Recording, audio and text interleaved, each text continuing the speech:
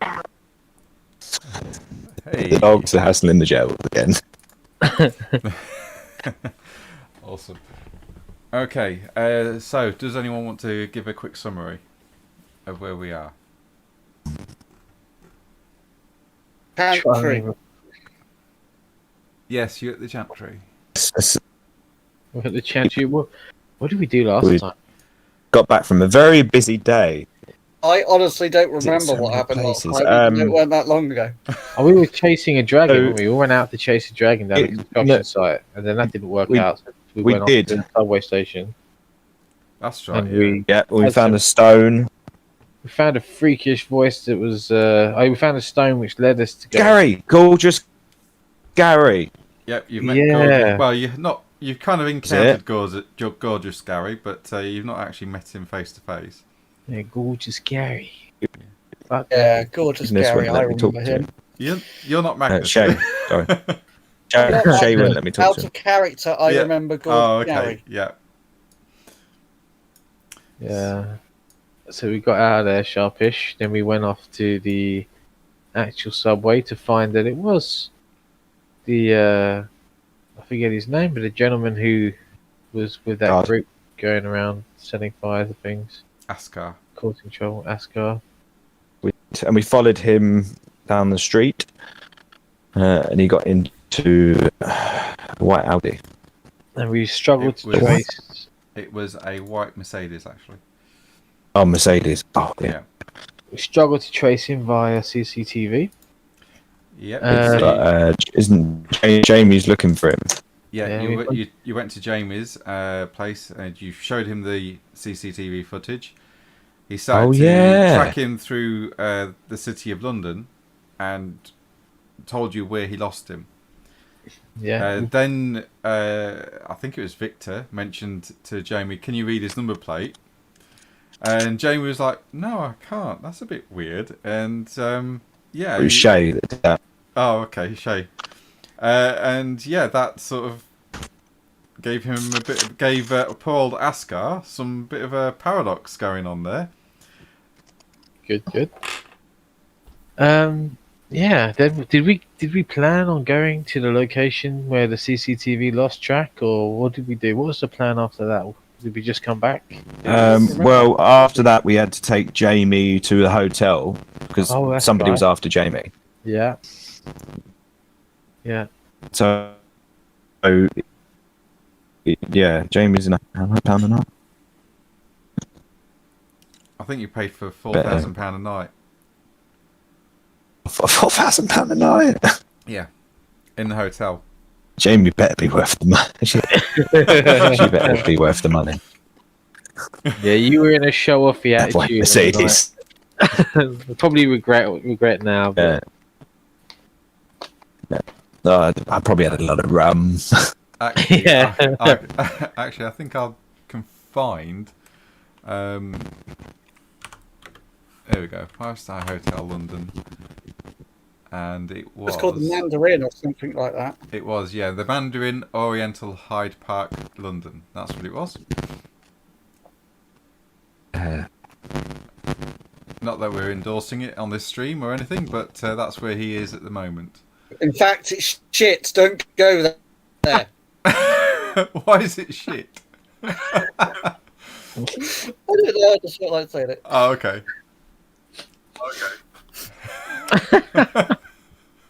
It looks rather plush, actually. we've gone from like endorsing saying that we probably shouldn't endorse to slander. Slander? Or what's the one where a company can lose revenue? It's not slander. It's the other no. one.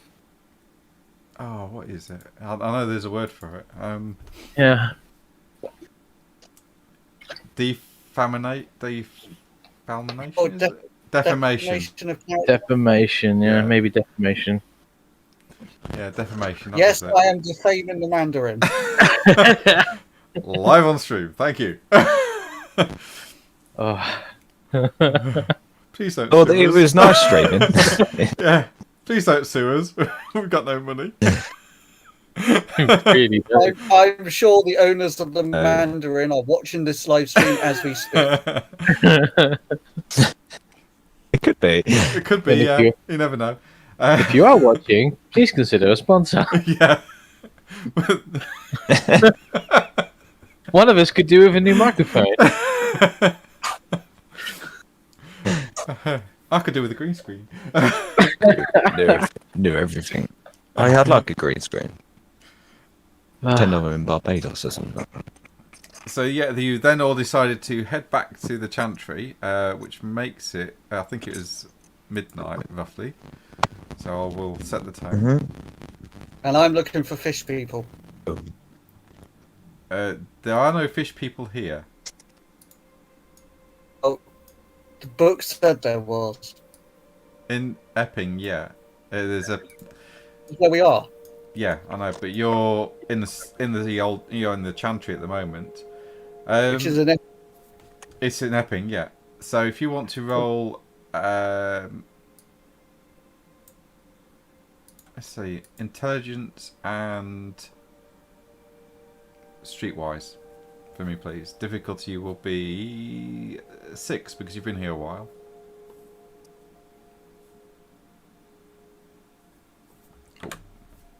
Okay. What? What's that? Intelligence and streetwise. Difficulty 6, mate.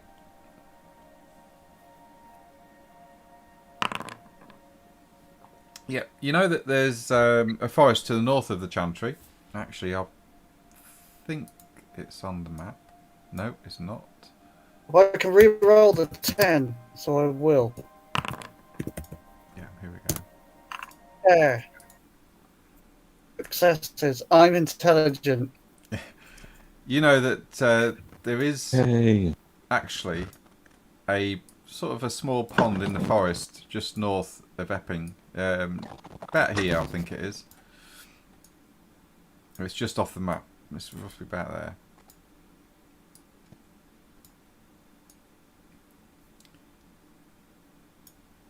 Okay. Okay. So that's roughly where it all is. Activate that again. So is there anything any of you guys doing tonight? Playing Mage. Bed. If you're all going to bed, then did you all take a point of willpower last time? If not, Yay. add another point of willpower. If you bruised at if you got bashing damage at bruised, you regain that health wound back as well.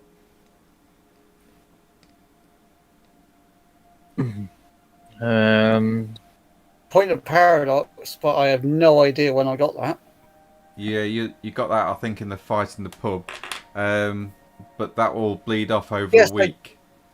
I did get that in the fight in the pub. Yes, because I threw a hammer at his hand, and he saw that it was magic.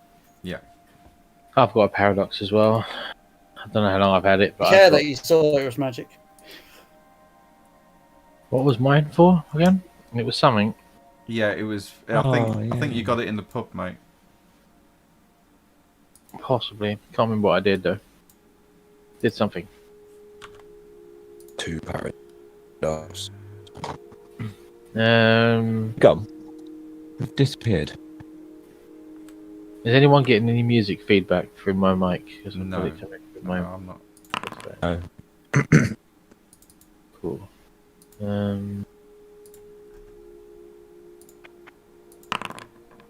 I will just tune it down a little though. Okay.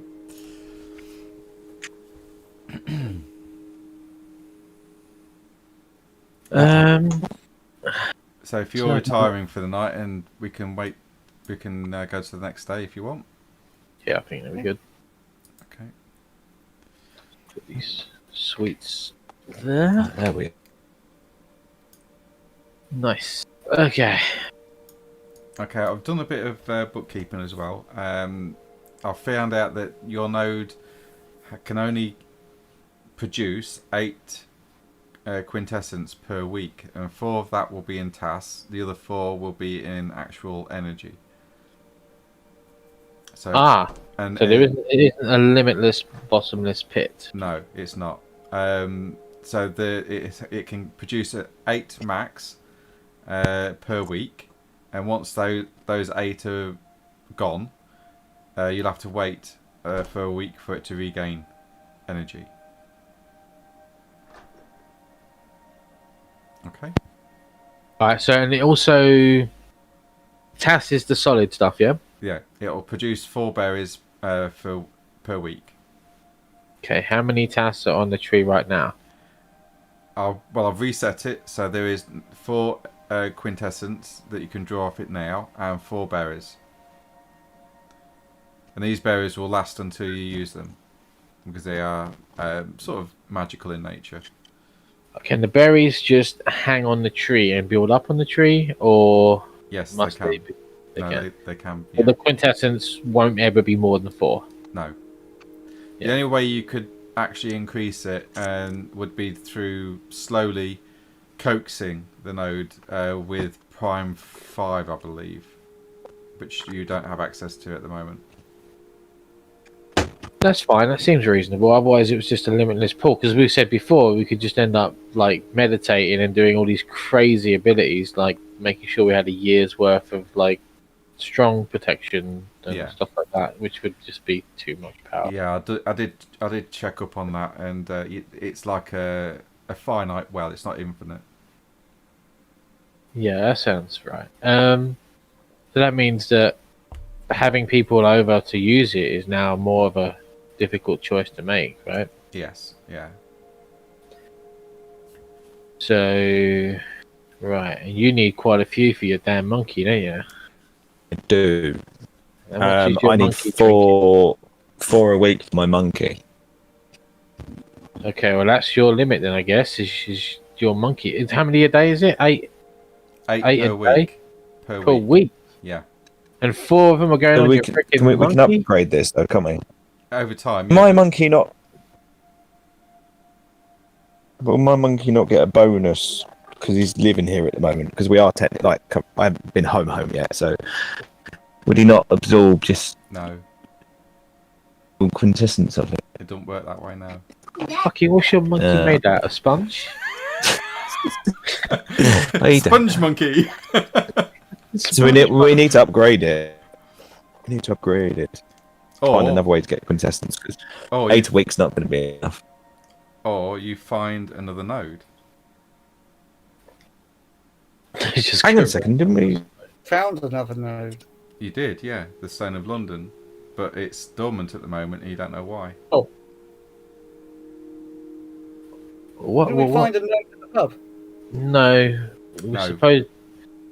Yeah, we found the stuff that protects a node, but no node. Just the crazy node. Stone of protecting London. goals, which made us think there was a You node. can get that. Oh, the Stone of London. That's a You node. get- Yes, it's a nexus point. It's what Atrop said. It's Or kill the monkey. kill the monkey. Kill the monkey. That is an option. Not killing the monkey. We could just kill the monkey. Because if we kill the monkey, it'll destroy Victor. It'll destroy me. Yeah, it won't destroy. Well, but it that does- means that there'd be even more for me and Nash. Well, not physically. I don't need the physical. No. So Make basically, it work. Atrops is going to be using how many? Because she said she's going to be using some. So what is She- Atrop going to be using? She will only use it as and when she needs to. She won't go and store loads. I mean, at the moment, she's actually pretty good, and she's probably got access to other sources as well. So she's sat on 1, 2, 3, 4, 5, 6 quintessence at the moment. So she's okay at the moment. Okay, so quintessence are actually Ever had quite quintessence. a rare little thing that we shouldn't over abuse. Yeah. I'm glad I've Or got we 5 in acquire me the right Stone now. of London. Yeah, I mean, Atrops has already mentioned that the Stone of London is a powerful nexus point of ley lines, which would allow it to wellspring up quintessence. Someone might notice that it's gone. You can't steal the actual node and bring it here. You can steal the representation of it, but the node itself will remain in place. Yeah. But what you can do is create a conduit of prime energy to your chantry here and siphon the quintessence from that node to this point. You'd imagine someone's already done that with such a public node. They can't. It's dormant. No one knew it was there until a few days ago. Well, until yesterday. And there's a guardian protecting it, which is the dragon. Oh. I think we need to go to this dragon. Does anyone speak Draconic? Am I going to walk into the chantry room one of these days and just see Victor there with a mouthful of leaves stroking his monkey? Is that just like a terrible addict?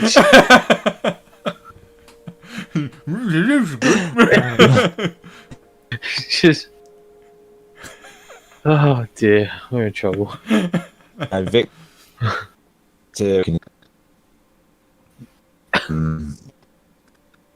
Okay, so Victor's go on. up in breakfast. Is it me or Victor's is cooking breakfast for everybody. Yeah, Chris is breaking up a little bit. Okay, it's not just me. Yeah, Maybe my settings. it's either internet or mic, but I'm not sure.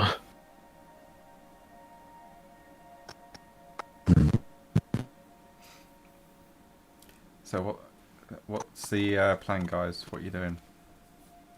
Are you gonna discuss what you're doing over breakfast? Yeah, I'm getting up and cooking breakfast for everyone. So Yeah, we'll They can discuss come up over if they want to. breakfast. Now that we know what's going on with the thing, we need to talk about who's getting what with this tree. Because that's an issue. Percy, how much do you use? I don't think I've ever used it. No, he hasn't. That's true. I don't As use much. either Percy or Magnus, I don't think I've ever used that tree in quintessence. I don't use a lot. I think once in a blue moon I go and do it and get like Even know what 6, quintessence does. and then I sit on that 6 for like quite a few sessions. Right, quintessence will lower the I difficulty just use of magic. a lot because of my monkey. Oh, right, okay. Difficulty of magic, okay. Maybe I should use it because Percy uses a bit more magic than Magnus did. Magnus just tended to surface things and punch people.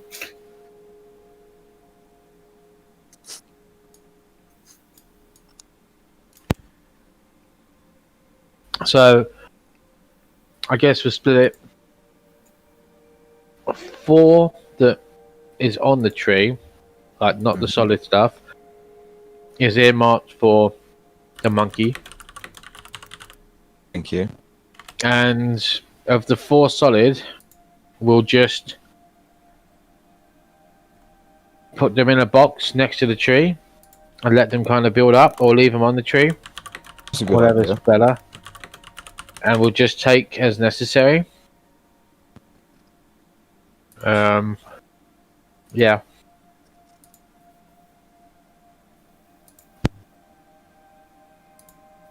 The box is locked because I feel Marcel might try and eat it.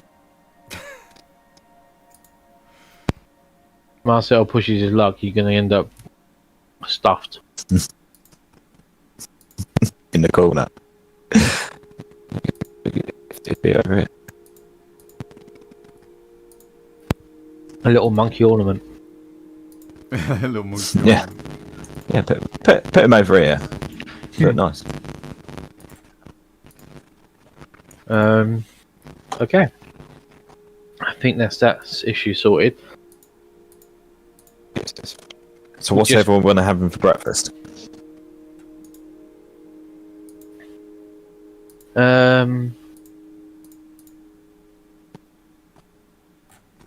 I just eat whatever's some cereal. Just chill. You just have to meditate to get that quintessence. You will have to, yeah, unless you've got Prime 3, I think it is. Or no, is it Prime 2? No, Prime 3. Okay, but I have to meditate pretty poorly not to get my 2. In fact, I don't have to meditate, do I? It's So- on the goddamn tree. It's a berry now. Yeah, just eat a berry. Yeah, so I just got the berries. With Prime, I've got Prime for 3, so I will just take what I need for the monkey. I have to meditate. But I'll meditate by the tree anyway, because I can and want to.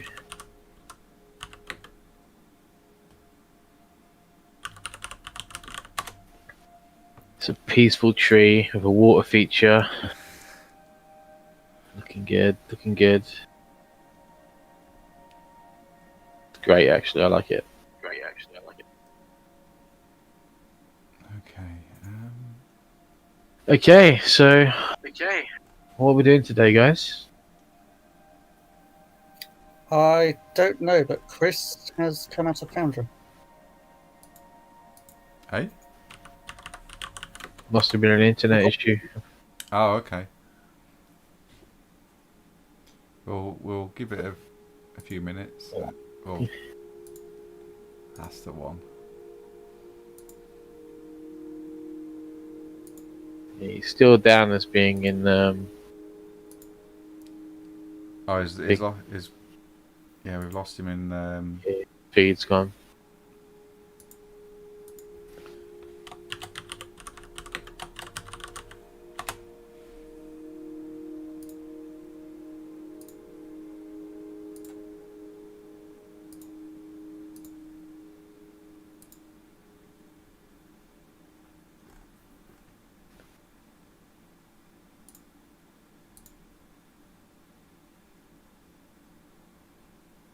Right.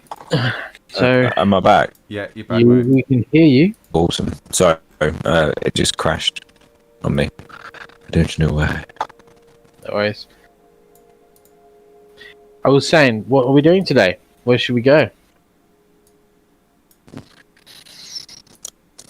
Well, I remember. What's the lady's name again? Oh, we've got a damn letter to do, haven't we? From the vampires. Queen Anne. Get Marco. Oh, what's the lady's name that's staying with us? Atrops. Not Charlotte. Atrops. Atrops, thank you. Can't hear Chris on Discord, so I'm going to come out the call and come back on it. Okay, yeah, because we can hear him. Yeah, I thought Atrops you- wanted to essentially talk to the dragon. Okay. We're getting pulled in so many directions with these. You hear To it? the dragon. Maybe that's worth looking into. Okay, sure. We could do that first. You hear it? Your vampire friend going to be okay with us ignoring her for this long? Well, I wouldn't consider this a long amount of time in her lifespan. So Yeah, that's true. It should be like literally nothing to her. this is like 5 minutes. Yeah. Some people don't like being kept 5 minutes, so. You hear a knocking at the front door of the school. Oh, get it! God, she's here. Stay light. Ah, Yeah, I'll use some. I'll say follows Percy. I'm going to That's cool. follow, but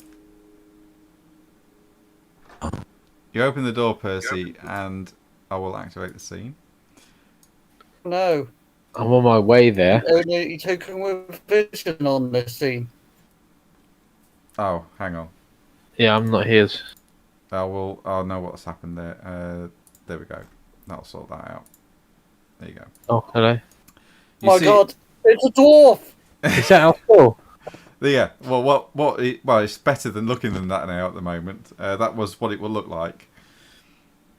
Oh, maybe slumming it. Yeah, you have. Yeah. You see a man at the door, Percy, as you open it. He's got dark sunglasses on and he's wearing a tan suit. And he's a man of Indian descent. His name is Where is his name? Here we go. He puts his hand out and he says, you see... Sorry, I'll start again. You open the door, and there stands a man wearing a grey slate-coloured suit, wearing dark sunglasses. Parked on the road is a black Rolls Royce. He gives you a pearly white smile and asks if he can come in to speak with you.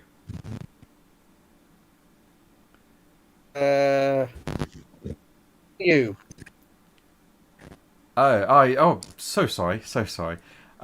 My name is Basri Sumro, and he holds his hand out for you to shake it. He's a man of Pakistani descent. He's got a very distinct Oxford accent, though. May I come in? I call for act. Hang on. Shay! It's for you! I didn't really expect it not to be. And I get to the door. Hello. Oh, hello. I take it you're Mr. Shea. Something like that. And your friend here, it must be Mr. Percy?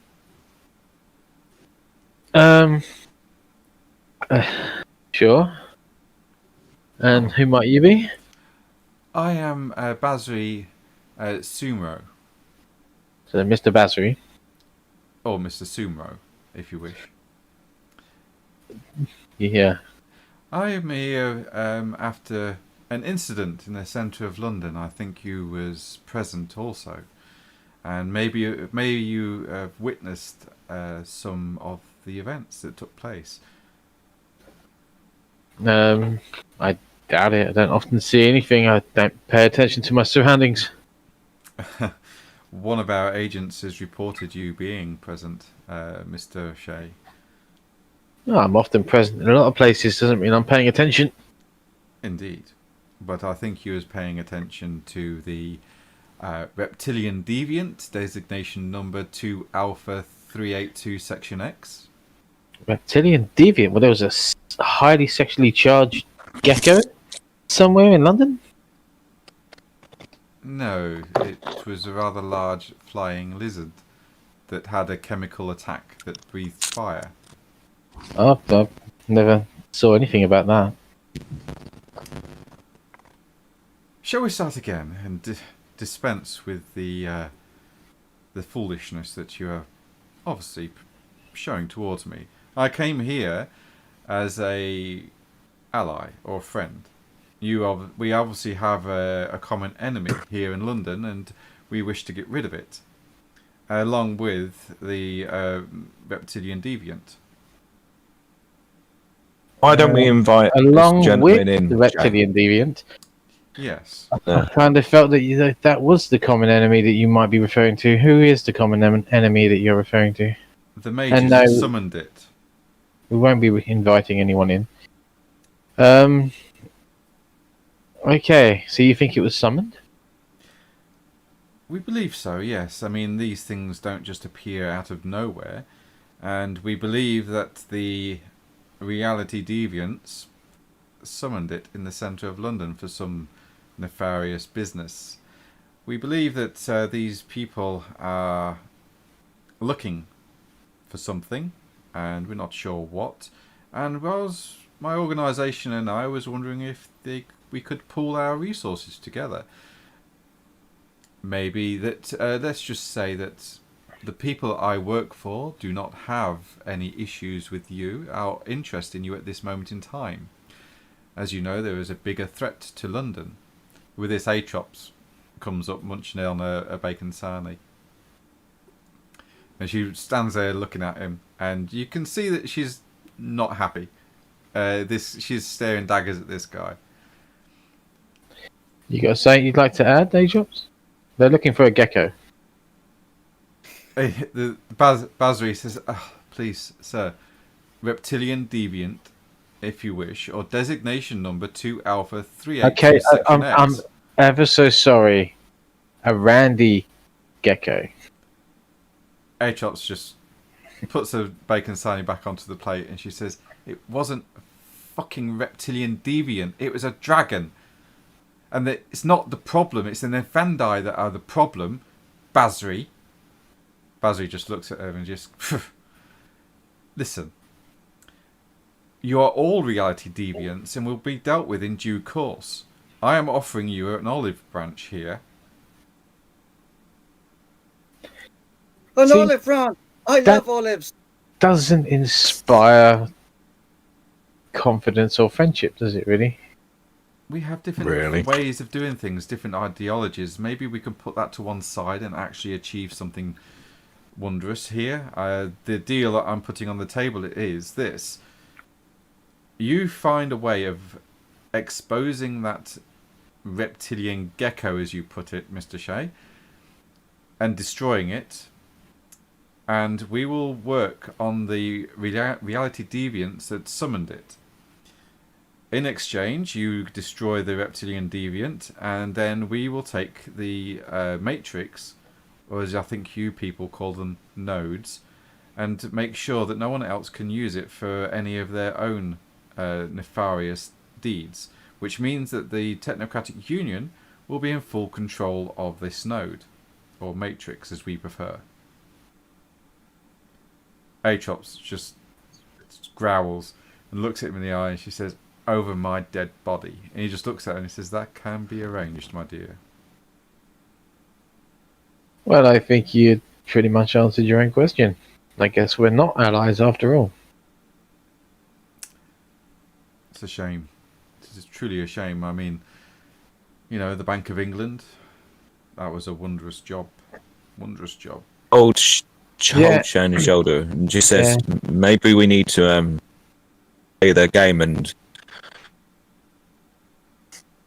just go with it at the moment.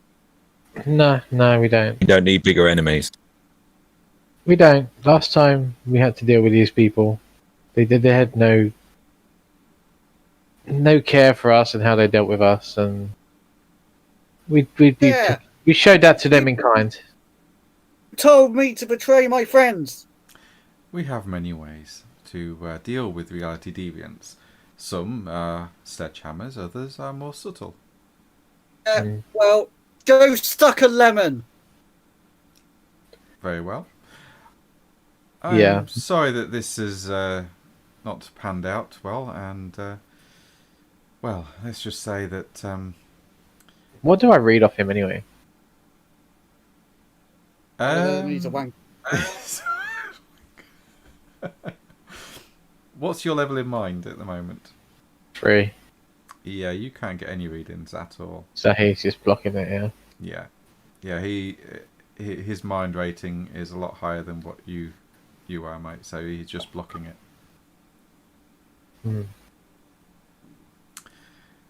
I see. And all I'm the whole time thinking of like a dancing kind of gecko in a thong. That's a core thought in my mind. So he's more than welcome to see that if he wants. Awesome. He just smiles at this and he goes, "Interesting. Very well. I see. I guess it will be a race as to who controls the node first then. This will be definitely an interesting endeavour. Well, pleasure meeting you all. And have a good day." And with that, he steps out, walks back towards his Rolls Royce. He opens the door for the back door.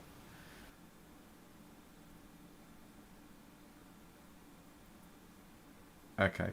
And the door closes and they drive off. I will move you over to the chantry again. Okay, we'll go back to breakfast. Yeah. And yes, Victor, the van that the people that you've hired will follow him from a distance. All right. Sorry, that was I spelled that completely wrong. Trying to multitask on that look. Yeah. I'm glad you understood what he said there. It's okay, I know, yeah. I got it. Alright, I'll go back to cooking breakfast then. He wasn't a nice man, was he? Atrox looks at you, Percy, and she says, "I bloody hate the New World Order. They're so smarmy. They think they control everything." Well, they have done a reasonably good job of controlling a lot so far. It doesn't need to be the case. We can. I'm pretty sure we can talk to this dragon. It's not going to be some unthinking monster or creature. They have intelligence. They have a. They can speak. Yeah, we could. Although it's a creature from the bygone era, we can. I don't know. Maybe talk to it. Find out who put it there or how it stays there hidden. Let's do that then. Let's go and talk to the dragon. How do we talk to a dragon? I want to talk to a dragon. Well, we'd have to go into the spirit realm. Can you step sideways? Certainly. No. No, not physically, but metaphysically, Percy. I don't know. What do I need to do that? You'll need Spirit 3.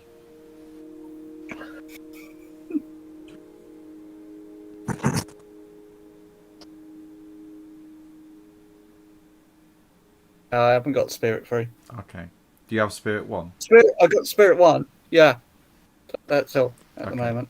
Does anyone else have any spirit or knowledge of the spirit spheres? No. Okay, well, I'm just learning it now. No, it's one of the spheres I have not bothered with. One. Right. If we're doing this as a group effort, we need to make sure that we're all there present in the Umbra.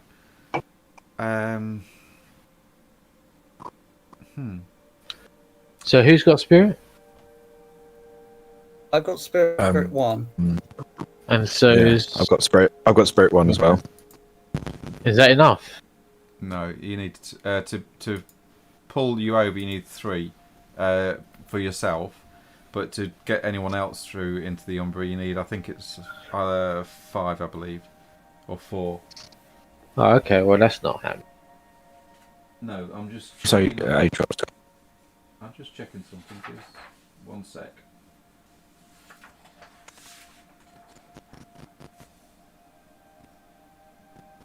Yeah, you need Spirit 4 to move over, all of you. If you got Spirit 3, you can do it yourself.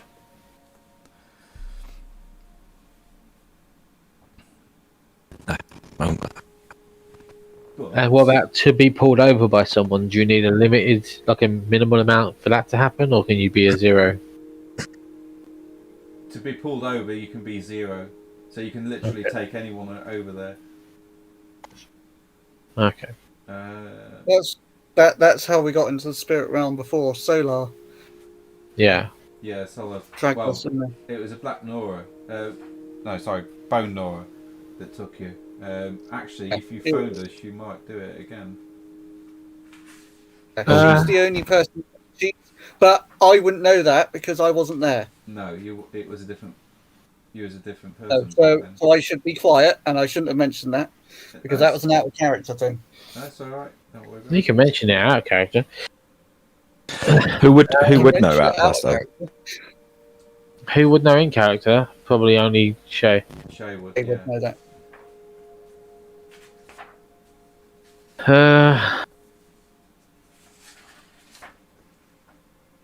Can you step sideways, Aatrox? Yeah, I can. Do you need us to go in there with you if you're certain that this beast is peaceful? Well, I'm just thinking that I could actually lower the gauntlet so we can talk to it from this side. Well, it doesn't seem to have a problem crossing over. Or we can talk to a mage with more knowledge to be able to get us across. Do you know anyone? I'm gonna roll to see if anything comes to mind. I suppose it would come to mind. Going through that experience, it wouldn't Would exactly. have remembered that. Yeah, you would definitely remember it. There is somebody I can think of, but I'm not entirely sure where they are or what they're doing. Right, hang on. I can try and maybe call them.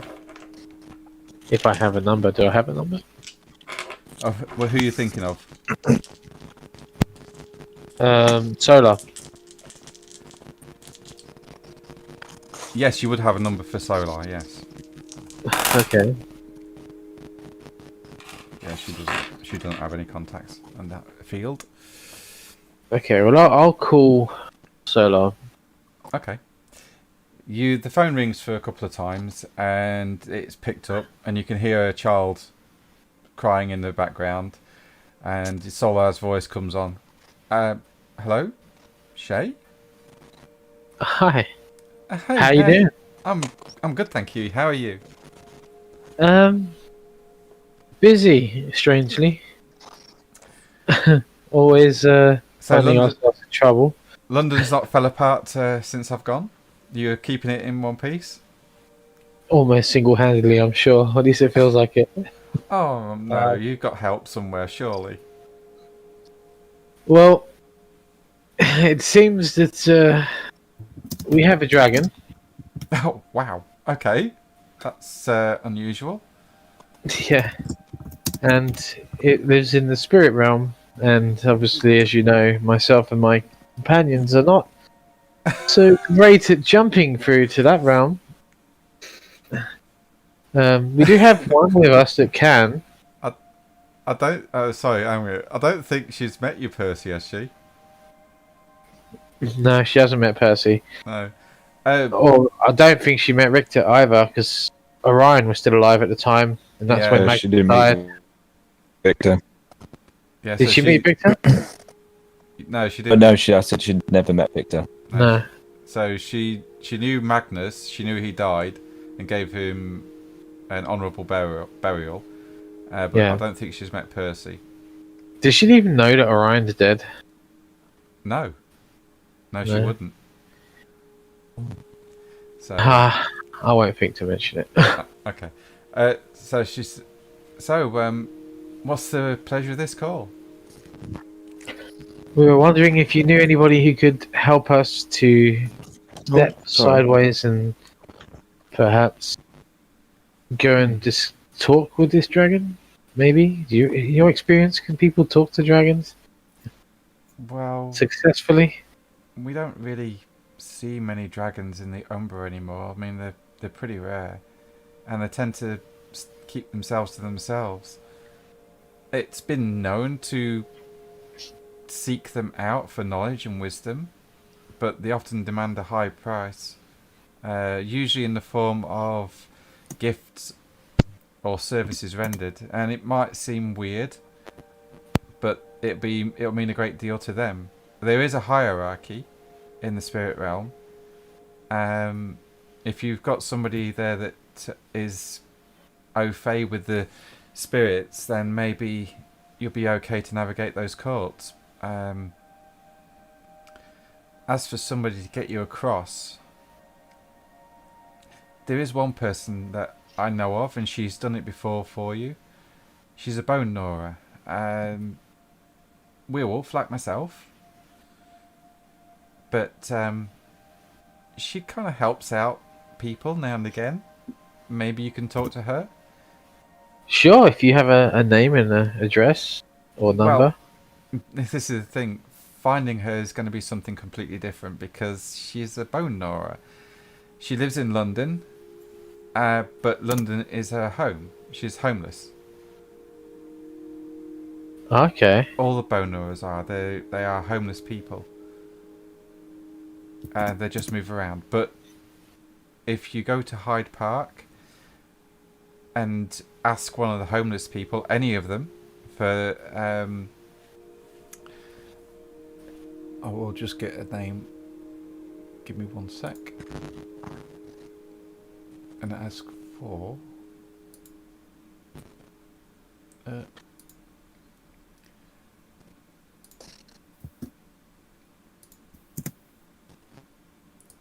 not that one.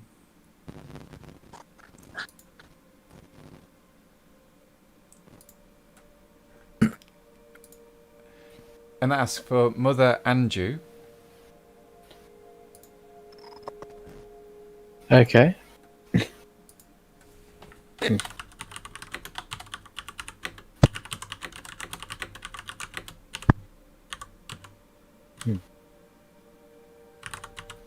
And that's just anybody who's in that appears to be residing in Hyde Park. Yes, they all know Mother Andrew. Okay. I will try that. How are you? And how are the young, the little ones? They're doing well. The Reese is, I think he's going slowly bald from pulling his hair out. Yeah, it's going well. I'm glad. Are you still in London, or have you moved further away? Oh well, I moved to Greece for the birth, and I'm now back in the Amazon. Oh wow. Yeah, we travelled there. Be a couple of weeks ago. Oh, the cell reception's good there. Well, you know Jack. Yeah. You remember Jack? Well, yeah, he Yeah. likes his technology. Yeah, I don't know how he does it. I'm not going to ask him any questions, but yeah, we seem to get good reception here. So yeah, it's going well. The fighting here has quelled down, and things are back on track again. Maybe we'll come visit sometime. It sounds like an exotic place. Oh, you'd love it. It's filled with lots of weird stuff. I mean, like old temples and cities, especially when you get deeper into the forests. Wow.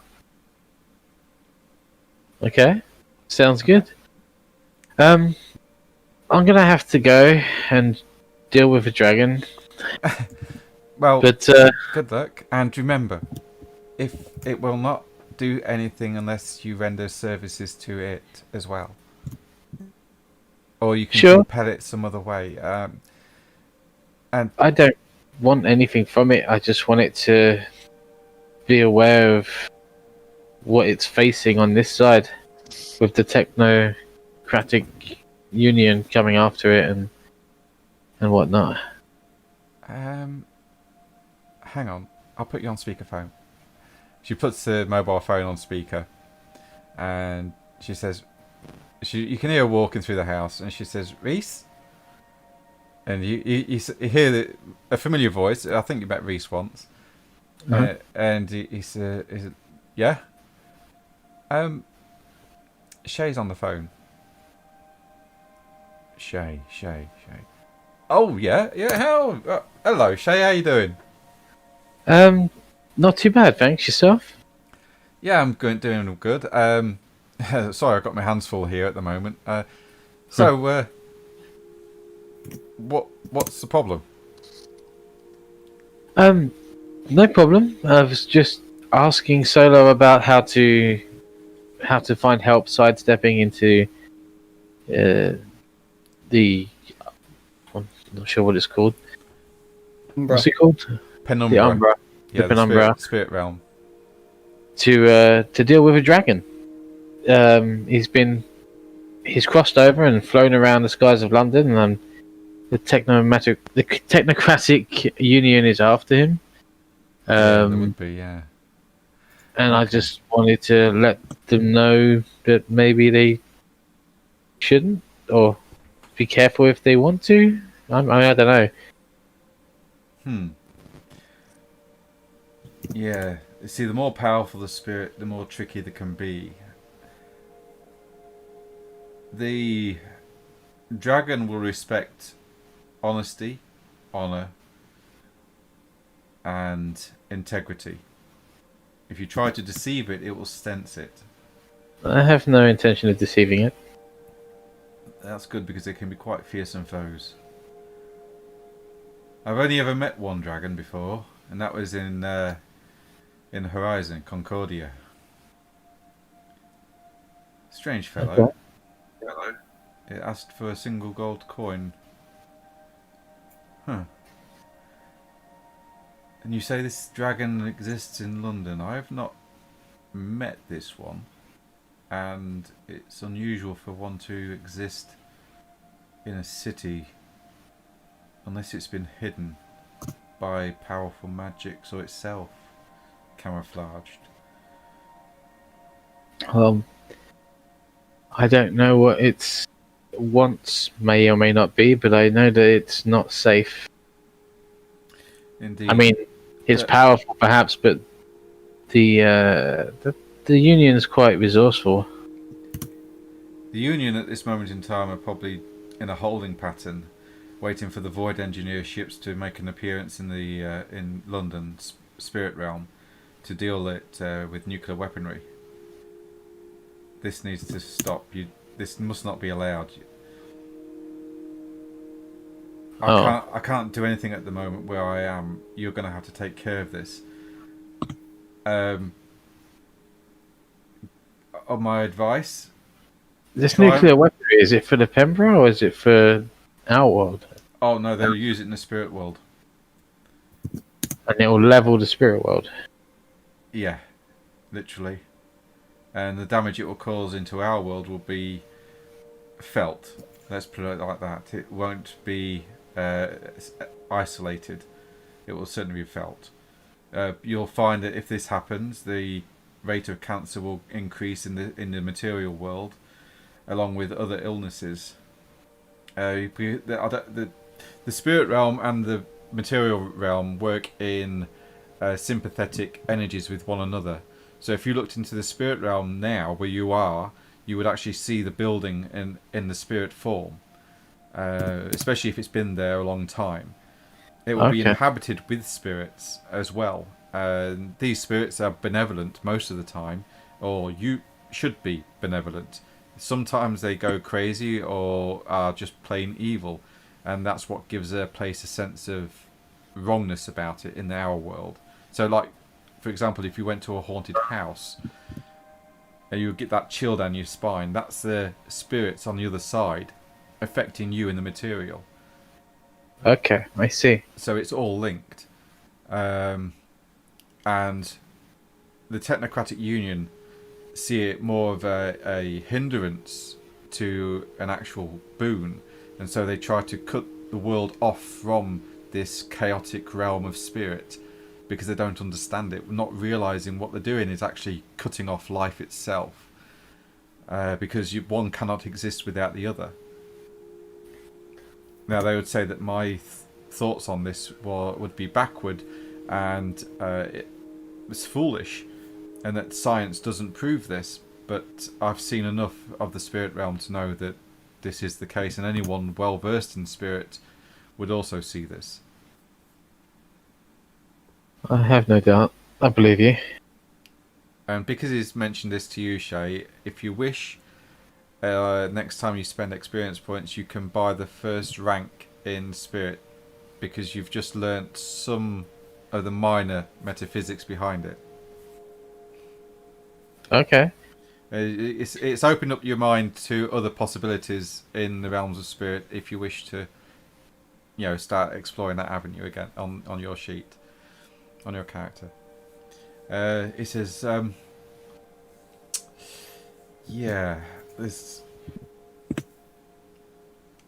dragon will probably not speak your language, so be mindful of that. You're an Akashic brother though, so you might be able to talk to it telepathically. But be careful to not digging too deep into its memories or mind. You might get lost in its thoughts, and being lost into a mindscape of a dragon is something that I wouldn't really relish.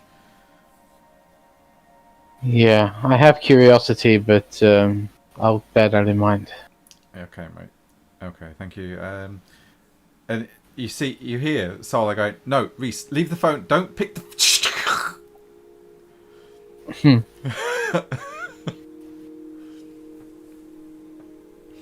Okay. And I'll hang up my end. I'm assuming the call's dead. Yeah. You remember that Reese has a slight characteristic flaw where anything technology-wise he will destroy just by touching it. Oh. Yeah, I remember that now. It goes to show that the jungle's probably best. It's funny how he's there, and he's also got that other dude with him, who's like the polar opposite. Yeah. Yeah, the beast is kept far away from the computers. So that's your treehouse. Stay out of my treehouse. Yeah, essentially, yeah. It's a bit like Percy. Percy, that's your cellar. Stay down there. I know when I'm not wanted. Oh, we all love you, really. Right. Aatrox has been busy down there as well. Okay. She's been drawing sigils and runes out in one of the rooms. She hasn't destroyed my brilliant wall art, has she? No, just the walls. It's floors. Sorry, just the floor. So I need to check. what we need to do, what might be easier, is to have a day where we know the tree needs to be like we need to do the quintessence stuff with the tree. So we can always make sure we get that done as necessary, rather than as players it's going to be easier. I think as mages you would know when you need to, but as players it's going to get confusing if we don't do something like that. I'd safely say that if you can draw from it once per story, and you should be fine. It's very rare that a story will actually last more than a week. Yeah, but I'll probably draw from it every week when I can. Yeah. Just to use that quintessence for other things as well. So I've got other things I'd like to do. Yeah, sure. Okay, so right.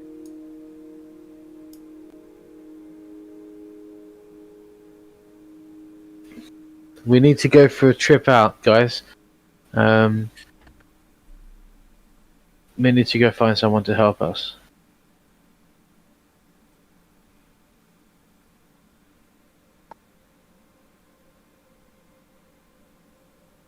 Oh, I'm in the kitchen, but I can come down. Hold on. Well, I wasn't going to move up there. I'm assuming we could just say I've moved up to the kitchen. Yeah, I'll put the I'll put the Chantry map up because it's going to be used at some point in the battle. So I'll let that slip now. But that's the only reason the map's there. There you go. Happy now? And to get you familiar with walking around it and moving stuff, moving around. Yeah, so we need to go and take a trip out. We've got to go meet somebody to help us travel across into the Penumbra. Oh, Penumbra. Take a picnic with us. No, I'm gonna get some stuff ready. A picnic would be nice, but I don't know if we have the time. It's always time for sandwiches. Do you know what? I don't know. Could you keep Charlotte busy if we bring her? Oh, yes. Oh, well, that depends. Where are we going? Hyde Park. Hyde Park! Wow, we can look at the trees, and we can look at the squirrels, and we can look at the geese. Could do all of Trying that. to remember what's at Hyde Park because I can't remember. I have been there. So, yeah, we could do that. Victor could drive if he's willing. Okay, I'll get Charlotte. Victor shouts from the other room. I'm happy. What level of entropy do I need to affect someone's luck? 2. Okay. I think. Why I'm in my room? Yeah, Because I don't need to be near that. I don't need to know where that person is, do I? Can I just affect him from anywhere? As long as they are familiar to you. So, would you say Ascard is familiar? I would say he's familiar to me now. Right. In quite a few times. To affect him, you're going to need to know his true name. Oh, right, okay. Yes. Yeah, don't worry then. Is it I'll come out of my room Rumpelstiltskin? then with my No. with I'm wearing a satchel today. I reckon I'm in a satchel mood.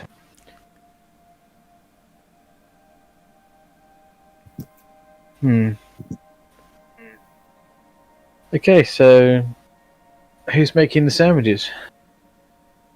I will pack the sandwiches. I will make them. If you tell me Okay. what sandwich you want in your sandwiches, I will make them. Because I'm responsible. Okay. I'll say you can choose what. Just do a variety of a few different things. We should be good with that. Have a ham one, please, Percy. Yes, I can make Mustard. ham sandwiches. Ham and mustard. Okay. I will see what we got in the kitchen. What, Marcel?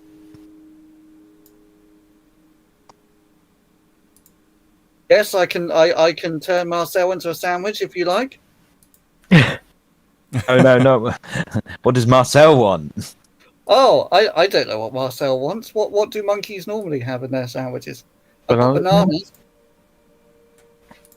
No, do you want banana, Marcel? Yeah, Marcel wants banana. Yeah, Marcel will have a banana. Okay, I'll pack a couple of bananas for Marcel. I've got sandwiches for us. I'll go down and ask Charlotte what she wants. So I'm assuming Percy might want to go down and ask Charlotte what she wants. I will do. I'm standing outside her room. I was just about to knock. Knock on the door. Okay, yeah. You knock on the door and Charlotte answers it.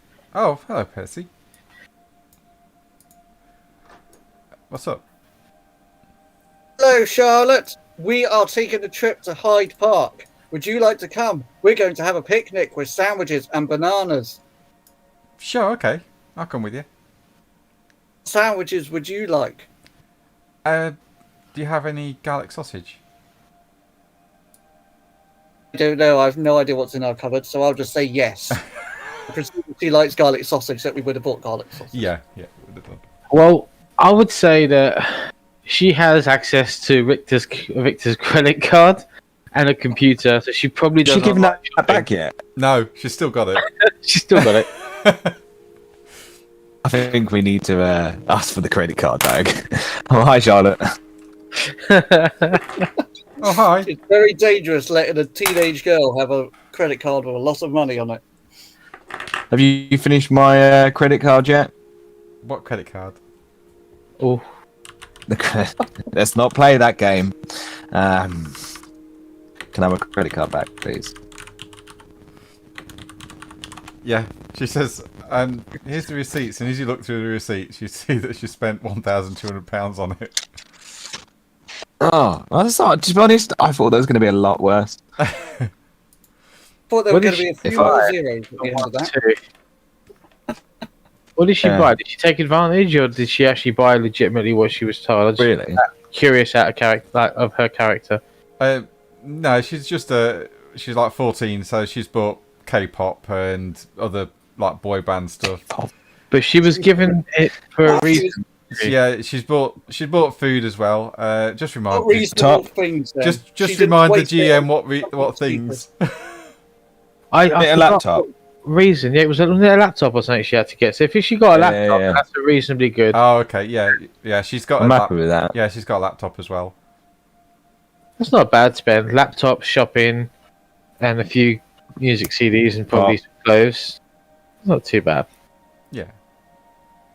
You know, That's not too bad. from a millionaire's bank account. I'm sure It'd be Victor will survive. horrific from mine, but Yeah, but for Victor, drop in the ocean.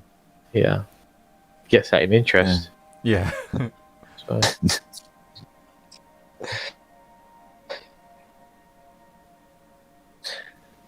Make our way then. If everyone's ready, yeah, let's go to Hyde Park. Okay. Yeah. I haven't got a picture set up for Hyde Park, so I'll just do London map. I'm going to have a look and see what's in Hyde Park. Yeah, you I went to Hyde Park once. actually, you drive through London. towards Hyde Park, and Can't find Hyde Park on here. Is it further south? Hyde Park is. Is it near Westminster or is it somewhere else? I think Never it's been. somewhere here. I think. That's just a big Well, area near of the green. Actually, no, that's Hyde Park there. Is it? Okay. Isn't it? Yeah, that is Hyde Park. I'll do. Cool, cool.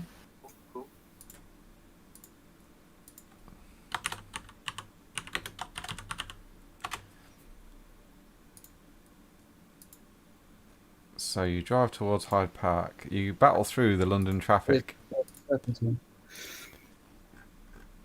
You battle through the London traffic. It takes you a couple of hours to get through.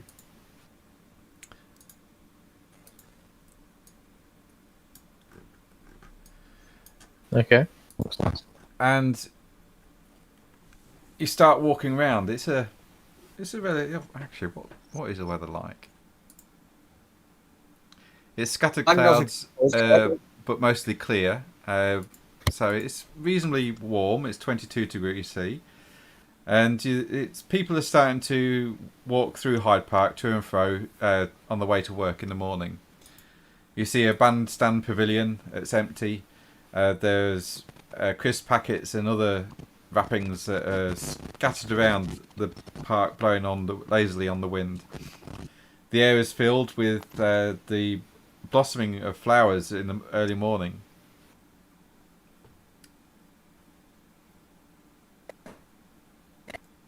Nice. The birds are singing. It's quite peaceful. So we'll walk together and we'll find a nice spot to settle down.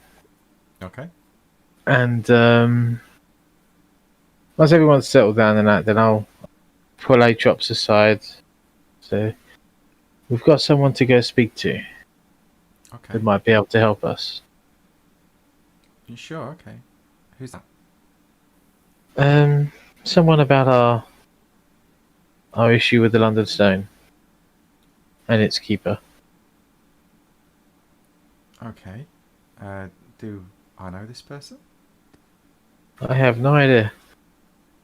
What do you mean? And I turn around to the restaurant and say, "We'll back soon." And we walk off. Oh, and you just leave Atrops stood there with Charlotte. No, me and Atrops go. Oh. I'll leave the rest of them. Oh, okay. there. Right, yeah. I'm staying with Charlotte to babysit her. It's them lot that are going off to go and talk to hobos. Okay. Yeah, I was leaving Richter, Charlotte, Okay. and Percy here. Yeah, I'll stay here. Okay. Victor doesn't want to talk to hobos. No, it's been Ethan. Yeah. Okay, so yeah, Atrops Yeah. and Vic and Shay walk off, leaving you all behind with Charlotte to enjoy the picnic. So Atrops walks off with you, Shay, and she says, "So who are we going to see?" Madam, something. Madam I met- something. I don't know who that might be. Write it down, Ash. No, I didn't write it down. Roll. It was. roll I thought I had it intelligence. memorized. It was something. Jew. I just forgot the beginning part. Roll intelligence. Difficulty 6. No. I refuse to resort to the fact that the character has as bad a memory as me. I am on the early stages of onset fucking dementia, I reckon. Shay isn't. Okay, I'll give it to you then, because only a few minutes ago, or an hour or so ago, the name that you're looking for is Mother Anju. Anju. See, I got the Jew part. So we got the Anju bit. Everyone remembers the Jews. I was thinking more like the Jew on the flowers, but sure. Mother Anju. Yeah. Mother Anju. Okay. So that's what I expressed to Andrew. Oh my Atrops. god. Atrops. Okay. Is Mother Anju, yeah. Okay, I've not heard of this person. Where do we start looking? apparently we approach anybody who appears to be sleeping rough here in Hyde Park and ask of her, and they'll lead us to her. Okay, that sounds weird. Well, I have it on good authority. Right. So I'll kind of scan across the park. Is there anybody that looks like they may live here? There are a few tramps sort of scattered around the park. There's a guy sat at the base of an old ash tree. He's got a can of Carlsberg in his hands, and he's got some bags to his left. He's dressed in tattered clothing. One boot is missing.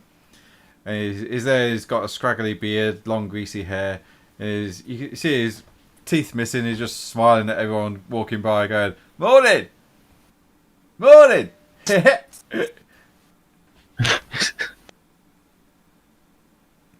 Nice day for fishing, isn't it?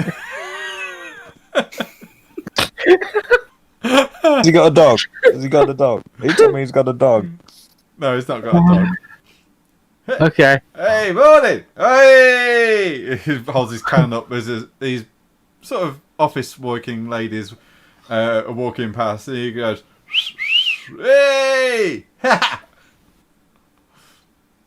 They sort of blush and carry on walking. I go up to morning. Morning to you, sir.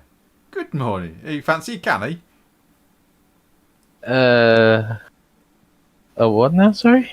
Hey, hang on. And he pulls out another beer can and hands it to you.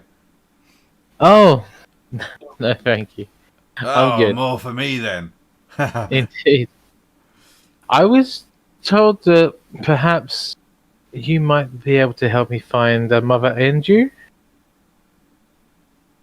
And with that, his whole demeanour changes. And he drops a drunken attitude and he goes, "You want to speak to the mother?" I do, yes. Alright. And he gets up, gathers up his bags, and just walks off. I'll follow, I guess. As you follow him, he turns around and he looks at you and says, "Don't follow me. She'll find you. Go back to where you came from. She'll find you." Okay, sure, thank you. Alright. And I'll, Damn it. There's protocols to be had, he says, and he starts muttering, walking off. oops. He drops, like, oops. That was bizarre. What the hell was that about? I know people that know people. Right, okay. You're taking the lead on this one. Whatever Mother Andrew is, I hope they can help. I hope so too. Shall we head back to the others? I would, except for they said they would find us, and I'm not sure if I want Mother Andrew to find us with Charlotte. Okay. Okay. So maybe we wait here. take a stroll somewhere and find somewhere else to sit for a bit. Sure. Okay. And you two sort of walk off through Hyde Park, and you eventually come to this beautiful place here that you just start walking around.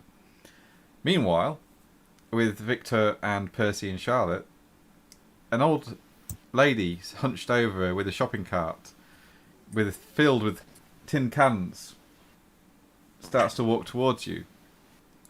She stops and she goes, "It's a nice morning for a picnic, isn't it, lovies?" She's got Yes, a bit it of is. Great morning for a picnic. She's got a whisker coming out of her chin as well. Yeah. You got any spare food at all? And she sits down. I'll have a Victor look. hands her a sandwich. Tea sandwich. Oh, thank you, lovey. Thank you very much. And she starts. Might be a stop, but he's got a heart. She starts to gnaw on it with some, her teeth are missing, so it's mainly gums that are gnawing on it. She starts to eat it down. Her fingernails are long and black with dirt. Her skin is dirty as well. The scent that she's giving off is, in fact, quite pungent. Victor and Percy, make a perception and awareness roll, please. No. Difficulty would be 7. Well, that's okay. I have awareness. It's alertness I don't really have. Loading, just loading.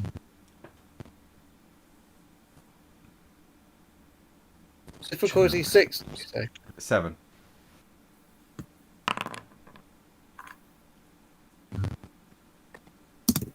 Nice. Nice. Yeah.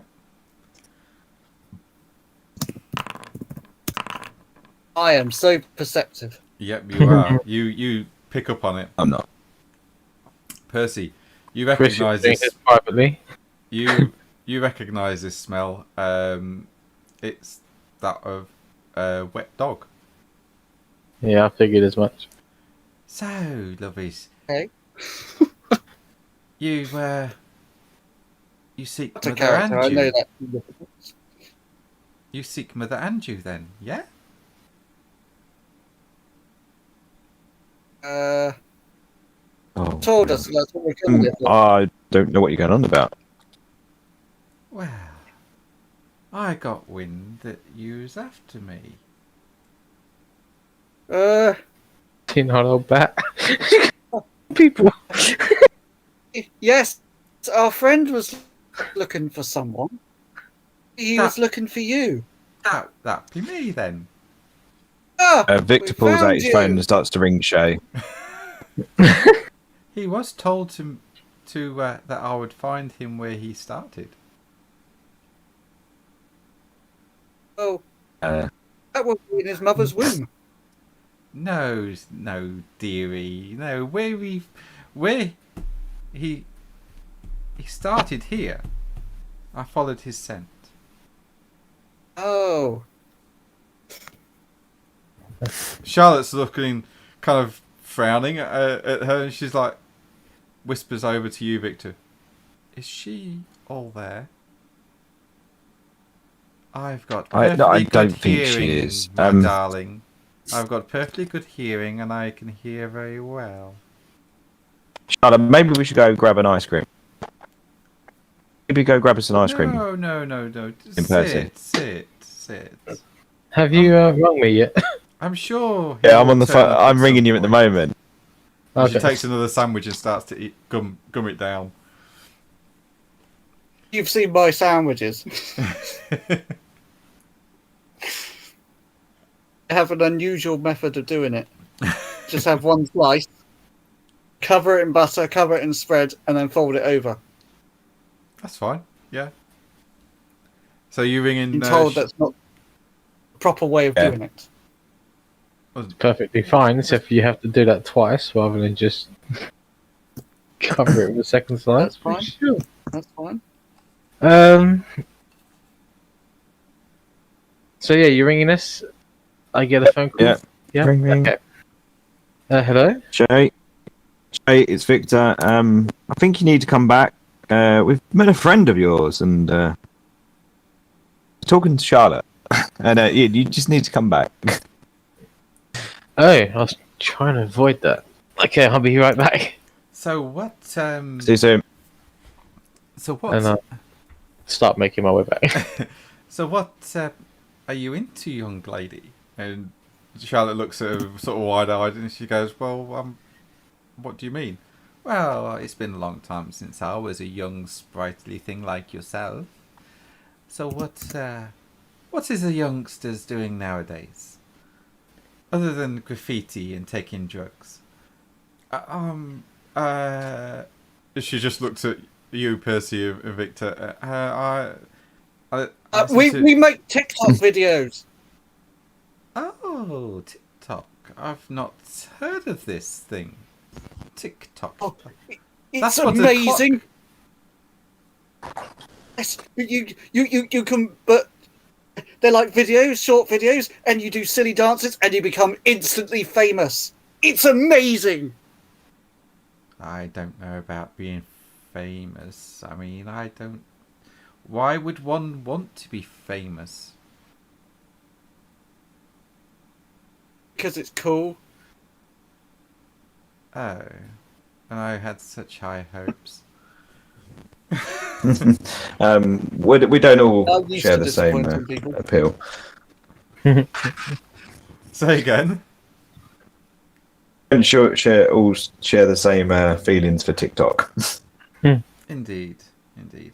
It's quite distasteful, some of this social media. I don't like it very much. So, what is it you require of Mother Andrew? A friend of ours would like to discuss that with you more in a private scenario and not with our friend here. Charlotte just looks at you, Victor, and goes, "Oh, right. I know where I'm not wanted," and gets up and storms off. Well, that works. Wow, Victor, you are a dick. I give her in after her. Oh, we're doing great. Dearie, she shouts after you, Percy. Don't worry, she'll be fine. People are watching her. What? If anything happens to her, I'm the one that will get in trouble. It will be fine. She will not come to harm. Not here. This is my domain.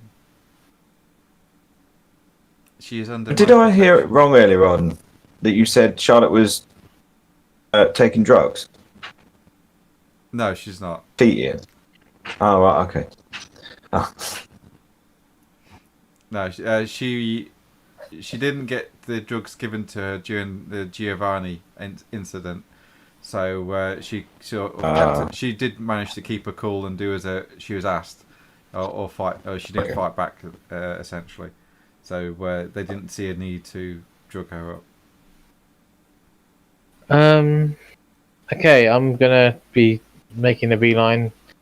Do I bump into Charlotte on the way to them, or? You would see her walking away. If Percy didn't turn back after Mother Andrew called after him, then he'll be walking a few paces No, behind. I will still be going after Charlotte. I don't know who this woman is, but I am afraid of Shade's wrath. Okay, right. So yeah, you see Charlotte storming off with Percy sort of trying to jog behind her to catch her up. I kind of go. I'm like, you okay? Fine. That Victor's an arsehole. Victor has put a lot of money into making sure that we're all okay. You more so than any. So I don't know what he's done, but I'm sure we can sort it out. He just talked to her as I wasn't there, and then implied that I needn't be there for this conversation. And well, Some conversations are tricky, and maybe one day you'll understand. Just not yet. I mean, you've seen we do strange things, right? Yeah, you do strange things. Yeah, I've heard you talking as well about weird shit. Yeah, okay. Well, when the time comes, maybe you'll know more about that. Just not yet. That's all. Are you Just like not- MI6? And if we were, do you think they would allow a young lady such as yourself to be privy to everything that they do? Maybe not. There you go. Right, okay. Point taken. I'm going to get an ice cream. Okay, enjoy. And then I kind of go off to meet Angie. Okay. You arrive at the picnic place, and there's an old lady. She's old and wrinkled. Most of her teeth are missing. Her eyes belie that of a predator, though. She's dressed in rags. She's got a shopping cart filled with old tin cans and various other bits and pieces. On the front of it is what one would call a homemade dream catcher. And as you get closer, you can see that she's got a bit of a hook nose, and she sits there very sparkly eyes, and she's chatting quite friendly with Victor. Small I'll talk. approach, and I'll be like, I'd see Mother Shay out Andrew, the corner of my eye and say, Shay, your friend's here. Mother Andrew, and I'll kind of bow. I'm sorry to have kept you waiting. I presumed you would come to us at a different location. My mistake. That's okay, dearie. Please sit. Would you like a sandwich? They're rather tasty. I'm I'm good for now, thank you. I wanted to meet you concerning stepping into the penumbra. Huh. I You notice a slight change when you mention this, and she goes, "Ah, I see. You're lightning folk, mages, sorcerers, wizards. yes. Who sent you to me?" We were sent in your direction by Solar and Reese. She leans in close, right next to you, Shay, and goes, "I recognize that scent. I've helped you before, yes?" Yeah, I was new to the city, and I was following the lead of Magnus at the time. It's a shame about him. I heard from Solar. Yeah, He seemed a brave soul. he's He gained much honour in his death. father to young Charlotte, who I believe you met. Oh, is that the... Oh, that's a shame. To leave Yeah. one such young. So you wish to be helped to step sideways, you say? Only if necessary. Perhaps it's something that you and your kin can take care of. But I have the capability of opening a portal for you all, yes. But know that this will not come free. I understand, but there is also the possibility that maybe your kin and yourself can take care of the issue. The reason we would need to step sideways at all is because of the reappearance of the dragon. Did you see? We've heard, yes, from our spirit friends we've heard.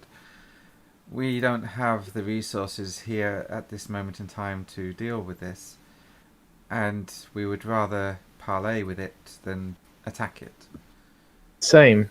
I'd rather form it of the situation with the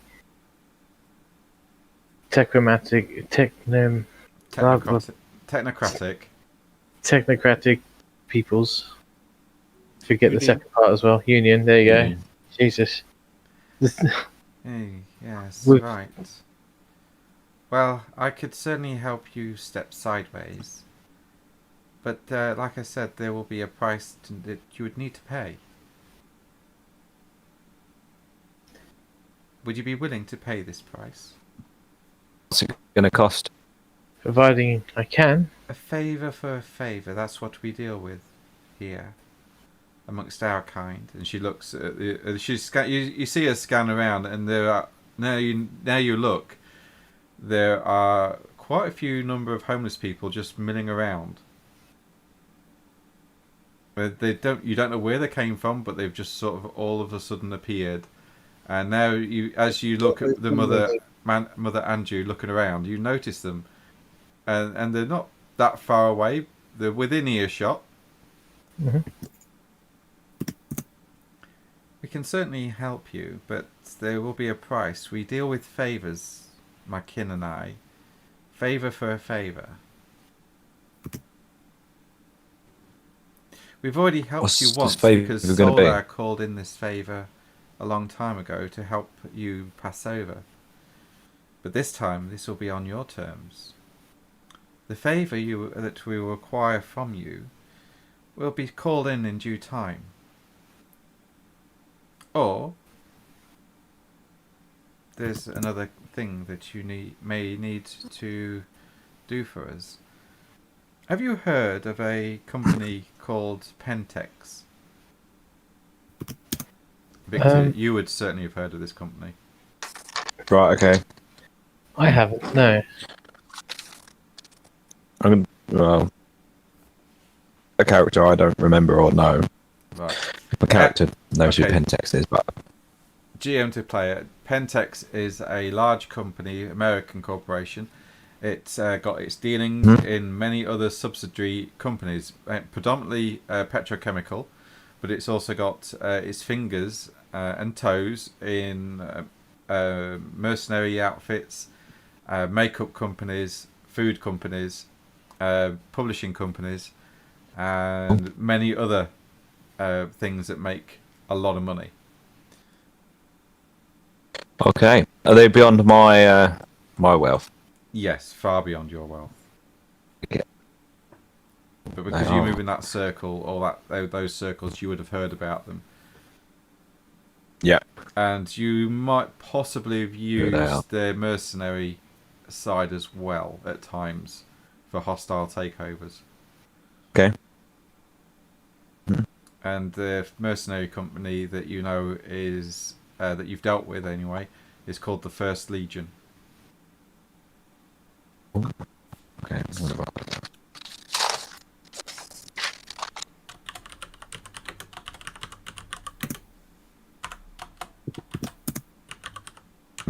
Victor looks over and says, "I've had run-ins with them before. I know who they are. I know what they can do."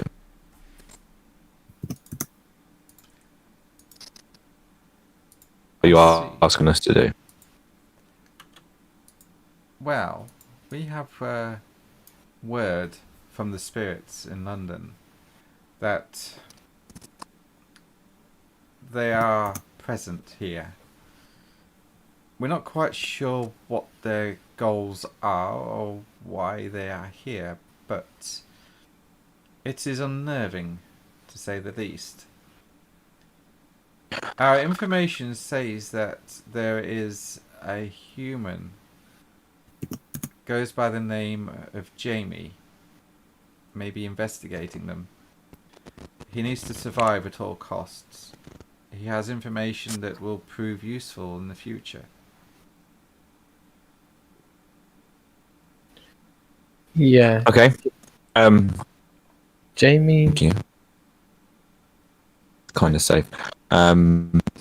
Victor just says, "Thank you for the information. I just need 2 seconds." Walks away and brings these security guys in the van. Okay. You the pickup. Hello, sir. We've Yeah. Did you follow the? Go on. yeah, we followed that roles that you asked for, and it went to. Get the address. I've got more than that. I actually followed it to its car park, sir. Oh, well done. Well done, lads. Let's see.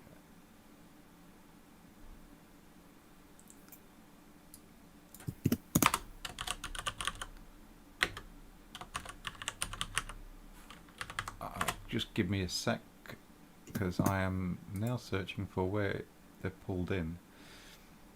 It's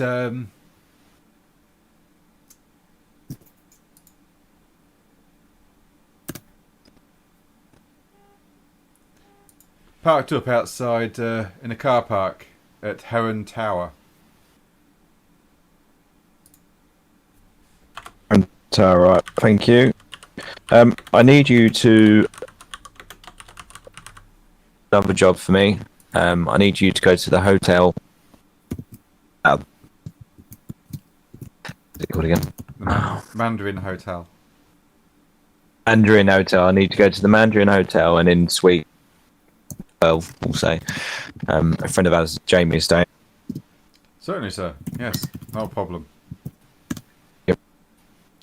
I'll call you if there's any further instructions. Okay, Adam. Yes, sir. Don't worry.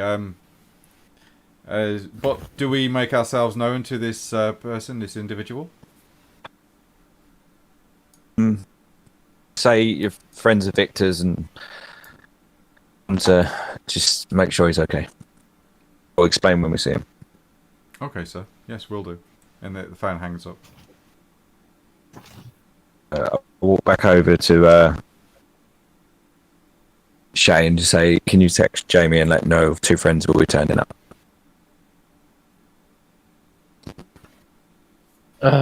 Yeah. Yeah, I will. Okay.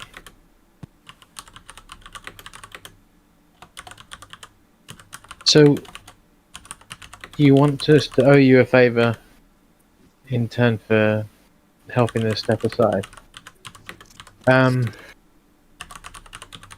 We could potentially investigate this petrochemicals and see why they're here. I'm sure they'll be interested in meeting with me to invest. We could arrange a meeting with them. Be careful of them. They are not what they seem. We lost 2 of our number to them in the last incursions that we had. It must be quite formidable. They are. They have a way of corrupting the spirits with energies from the worm. The worm. Yes, the worm. Do you not know of this? I thought Would I was Victor dealing know with enlightened mages. Maybe my memory is a bit rusty at times. The worm is the end of all things, the entropy of the world. It starts with the 3, the Trinity. You've got Gaia,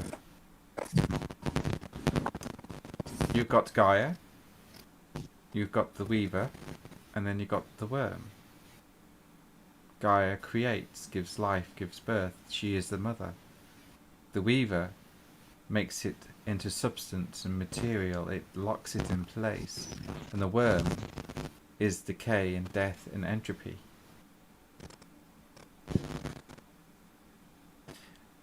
But the Weaver went crazy and mad. Okay. And ensnared her brother Worm. And he's gone insane through the fact that he can't move. And so now he seeks to destroy everything. And he corrupts everything he touches. And if the worm is to ever break free, the world will be destroyed. Okay.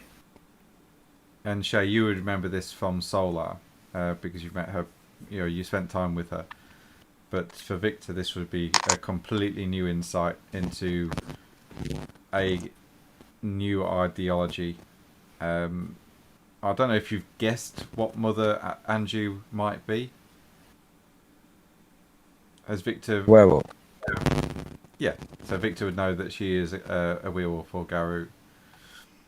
And she's just told you the basics behind their faith, if you like, or ideology. Okay. And Cool. do you have spirit at all? I have 1 in spirits, yes. When she speaks of the Weaver, you note that even here in Hyde Park, there are traces of spider webs all over in the spirit world, with tiny little pattern spiders that run along them. And she sees you looking, and she goes, yes, the Weaver is everywhere.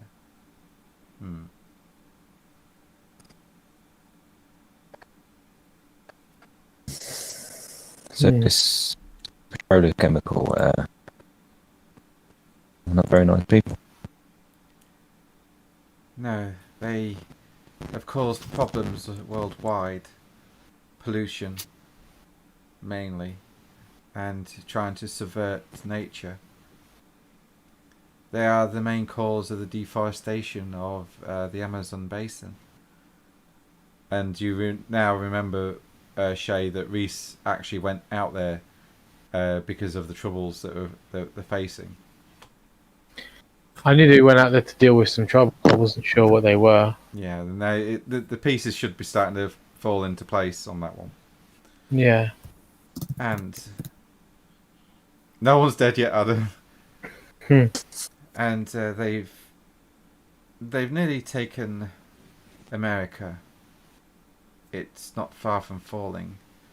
We here are older and wiser. It's an old establishment, is England, as may you well know yourselves. That there are powerful entities here that would protect this land. Yes. Yeah, we've seen something like that. And that's why you need my help. My She just friend, gives you a smile. you wouldn't ask of me anything too difficult for me to pay as a price, would you? Oh no, dearie. It all be in context. You are asking me for a service, and I will ask you for a service at some point in time. It might be to magical aid that is your capabilities, or to infiltrate a place where we cannot go and get information. You are not asking me or my friends to risk their lives. You're just merely asking us for a service, so I would not be doing the same thing with you. I would not risk your life for such a thing. I appreciate that. In that case, I will honor this trade. And your friends, would they honour it also if you were to pass from this world and be embraced by the worm? I believe that they would, but could I take the debt upon my head alone? Victor would happily join you. Do you often speak in the third person, Victor? Sometimes. Interesting. And if your friend had walked away after that girl, would he? I cannot speak of him too I'm much. sure Percy will join us. I don't want to promise on someone else's behalf. It's not my place. That is very commendable. I like you. Thank you. Shall we go find your friend? And she gets up, and you hear her bones creak a little bit as she goes, oh dear. Oh. My only concern is that he is with Charlotte, and Charlotte is unaware of anything other than mundane. Oh dear, I can be discreet when I need to be. Okay. You wasn't very discreet before. Percy won't pick up on it. So Perhaps she leans heavily on her shopping trolley and then starts sniffing the air. And she goes, "This way, I believe. Ice cream is the place they went to." Yep. Can't blame them. It's a hot day.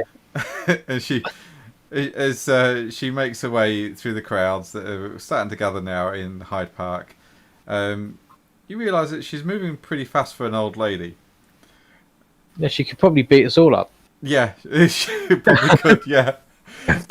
It takes a couple of minutes to get to where Charlotte is with Percy, and they're just talking, sat on the swing, swinging backwards and forwards after eating their ice cream. And Percy, you see this old lady walking along with Shay and Victor towards you and Charlotte. It looks a strange eclectic bunch, a little bit out of the ordinary. And she stops just short of the swings. And she says, "Are you the one they call Percy?" I am. How did you know my name?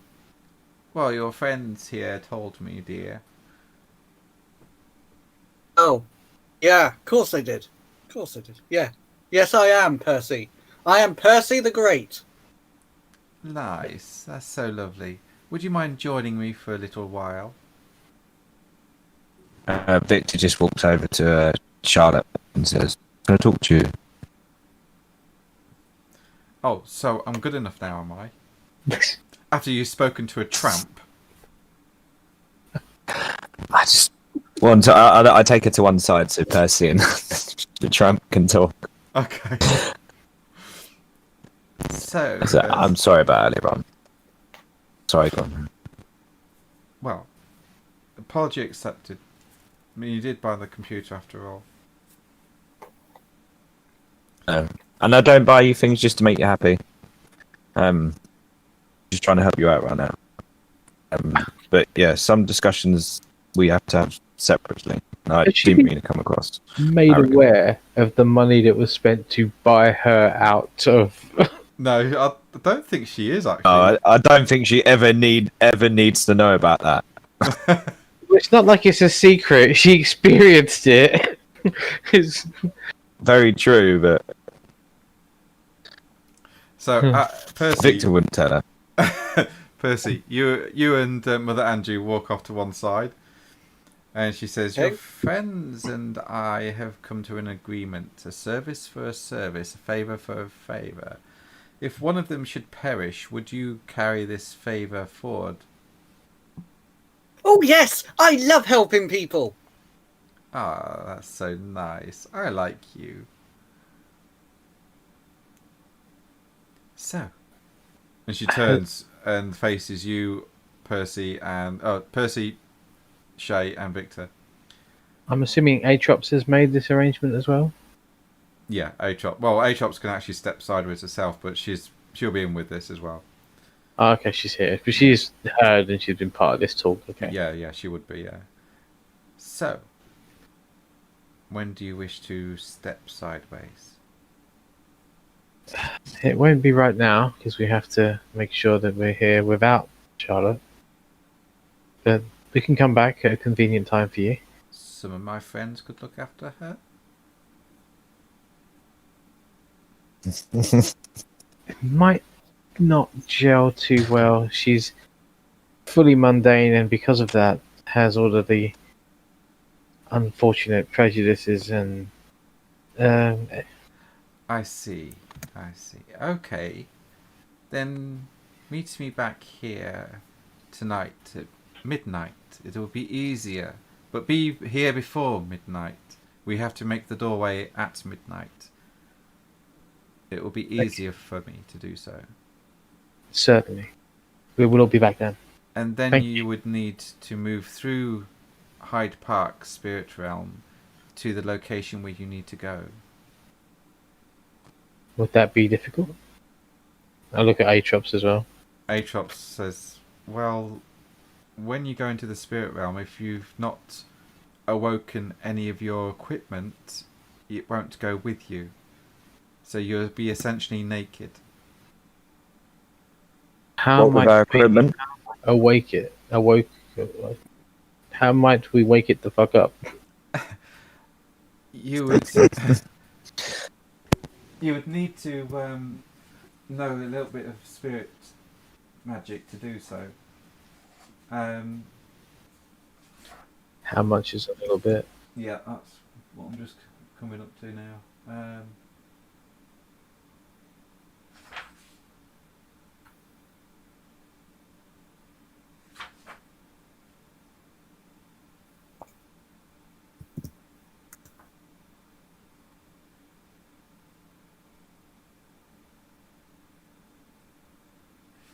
You need rank 2. Rank 2. Yeah. Looks like we're all going naked. Well, there's no point. We'd be of no use there. Well, Well, you still have your wits. Magic will still... Well, actually, magic will work better in the spirit world as well. There's nothing such as vulgar magic. Everything's coincidental. Okay. might not be too dangerous. Okay. I guess have fun with that. I mean, given time, I could try to awaken some of your clothes so they travel with you. I mean, none of mine are awoken. I just got my dagger. Well, the sword, the Legionnaire sword, really. Okay. Well, we do only intend to talk. Indeed, Um, yeah. Sure. No problem. I mean, really, clothes aren't necessary in the spirit world.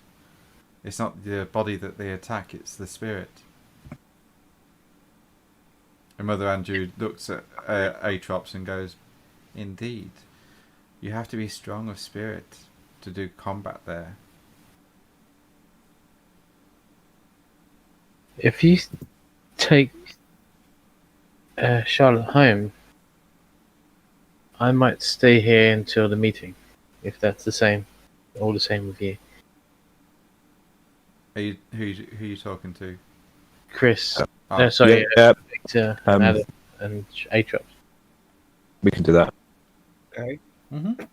And I go over to Charlotte. I will. I'm gonna hang around here for a bit, and I'll see you a bit later on this evening. Okay, sure. Perhaps tomorrow. Come to think of it, might be late by the time I get back. Okay, secret agent stuff, okay. I'm afraid so. I understand. You okay? Yeah, I'm fine. I'm fine. Okay. Right. Then I'll see you later, and I'll go over to Madame Angie. Be like, can I spend some time, perhaps, learning from you? See if I can make a connection of my own, albeit small, to the spirit world. It's not often the mage would ask me for advice, but I would be willing to impart some of the knowledge I have learned. Sure, why not? This will be interesting, to say the least.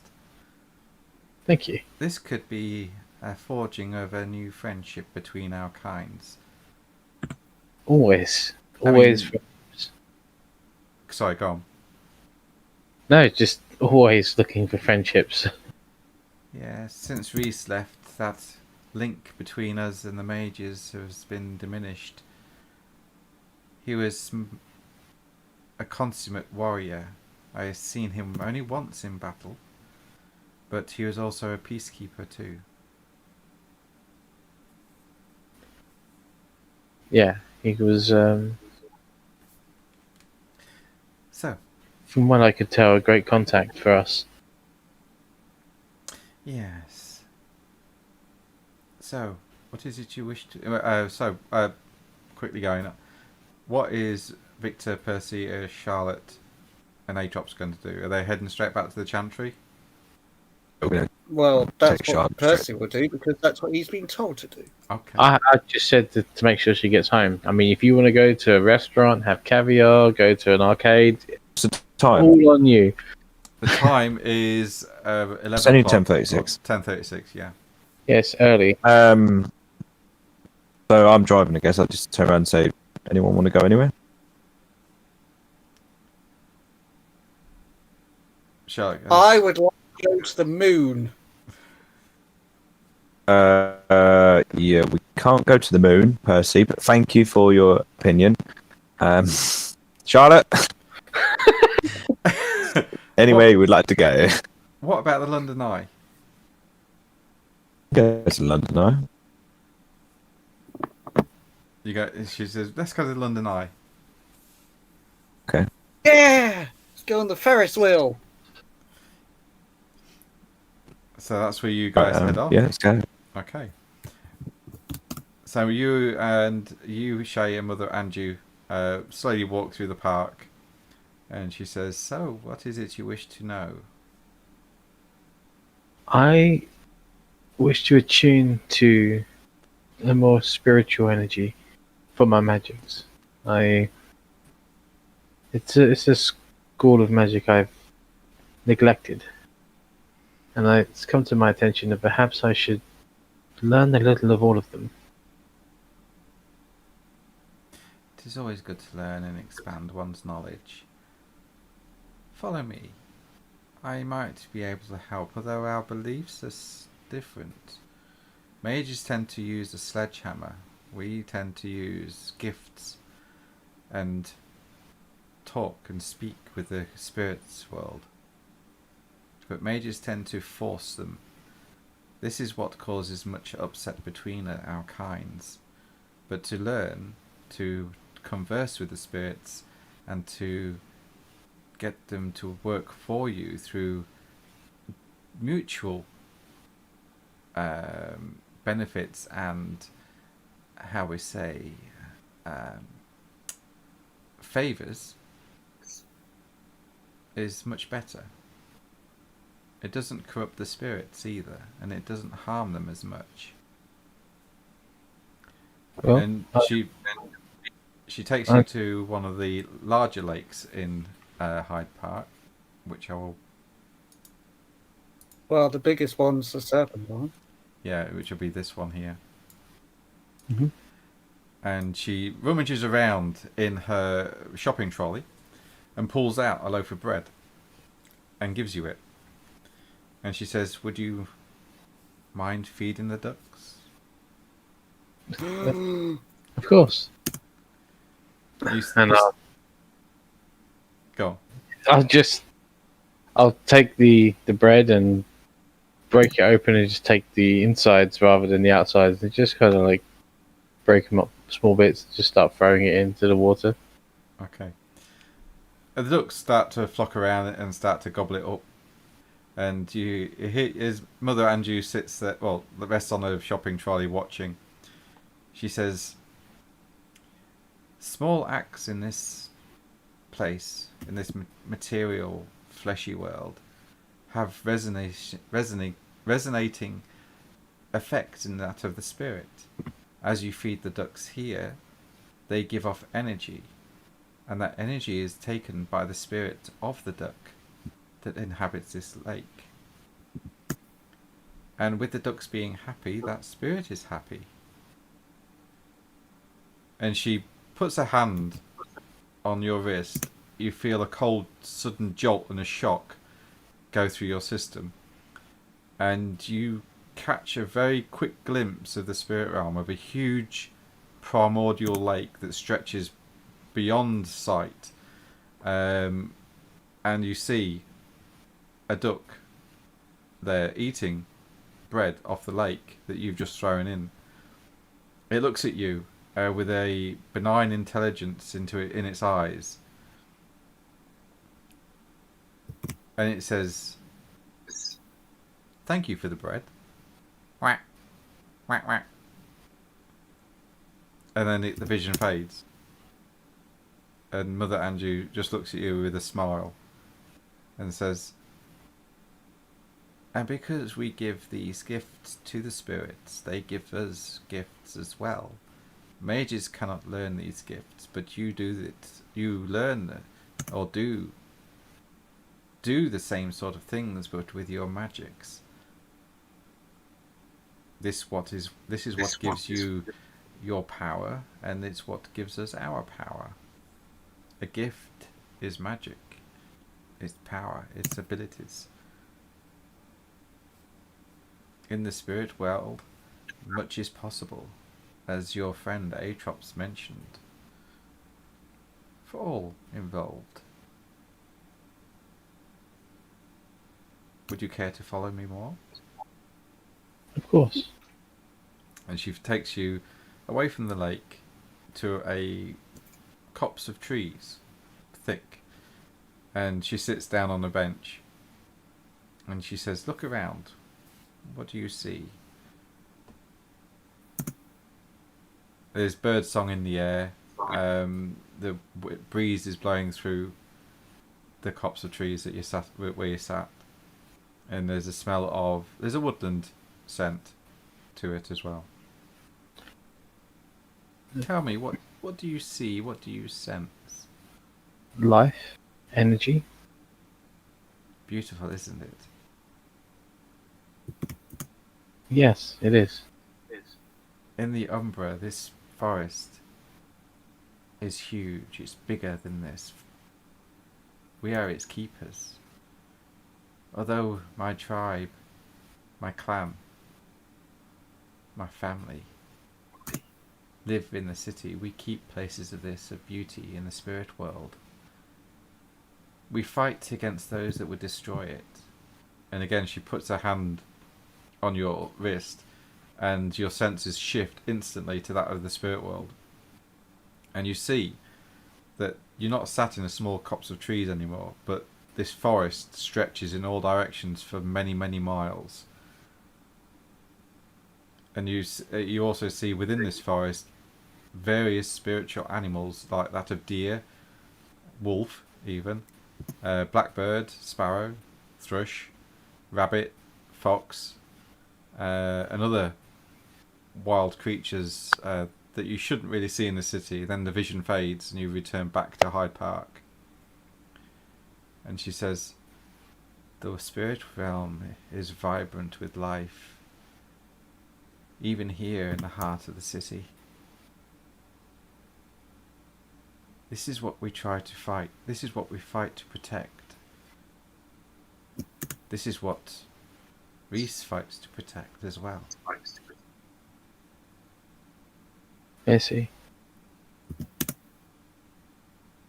Not many people that use the spirit realm know that this world cannot exist without it.